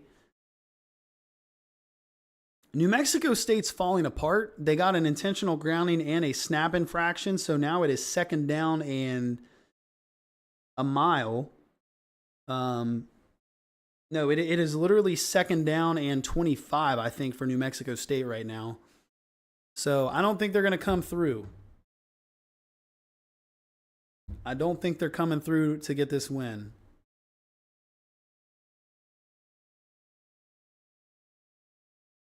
Devin says he's liked Oregon ever since 2014, which is the year that they went to the championship game, I believe. Bandwagon! Just kidding. Okay, so New Mexico State just wasted a timeout on 2nd and 25 from the 10-yard line.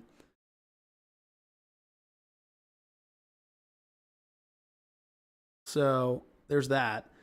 I think that I actually bought a yellow Oregon uniform. I must confess, and I forgot about this, and I don't know where it is because I don't remember giving it away, because why would I give away a football jersey? But I don't know where it's at. But I had a... what was his name? Ladavius or something? Webb, or number 21, the running back that year. I had the yellow Oregon uniform with the wings on it. I just thought it looked cool, so I asked for it for Christmas. I don't know where it's at, though. I don't have it anymore. But I used to, just because, again, it looked cool. Texas looked really good today, but I think Michigan also sucks. So is Texas a top 3 team, or is Michigan just that bad? Who knows?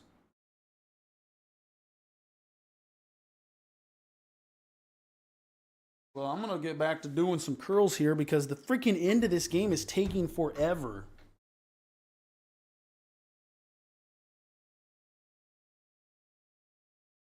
.48 seconds left. New Mexico State throws the ball down the field.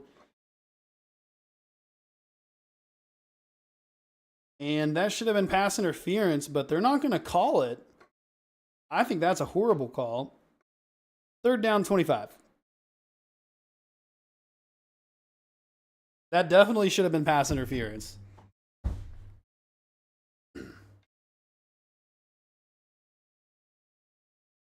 No, I think Texas is a top team. I'm just saying Michigan clearly sucks now. And I think Michigan will finish outside the top 25. So the blowout win today probably should have been there. Coastal Carolina, I actually think Coastal Carolina could make a run as the Group of 5 team. They looked really hot these first 2 weeks, but, the Sun Belt East is no joke. If you slip up a couple times, you're done. There's no room for error. And Coastal has to come to Huntington this year, baby. We're going to beat Coastal. You heard it here first, folks.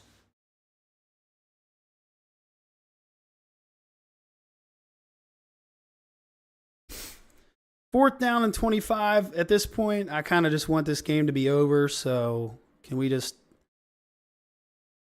get it over with, please?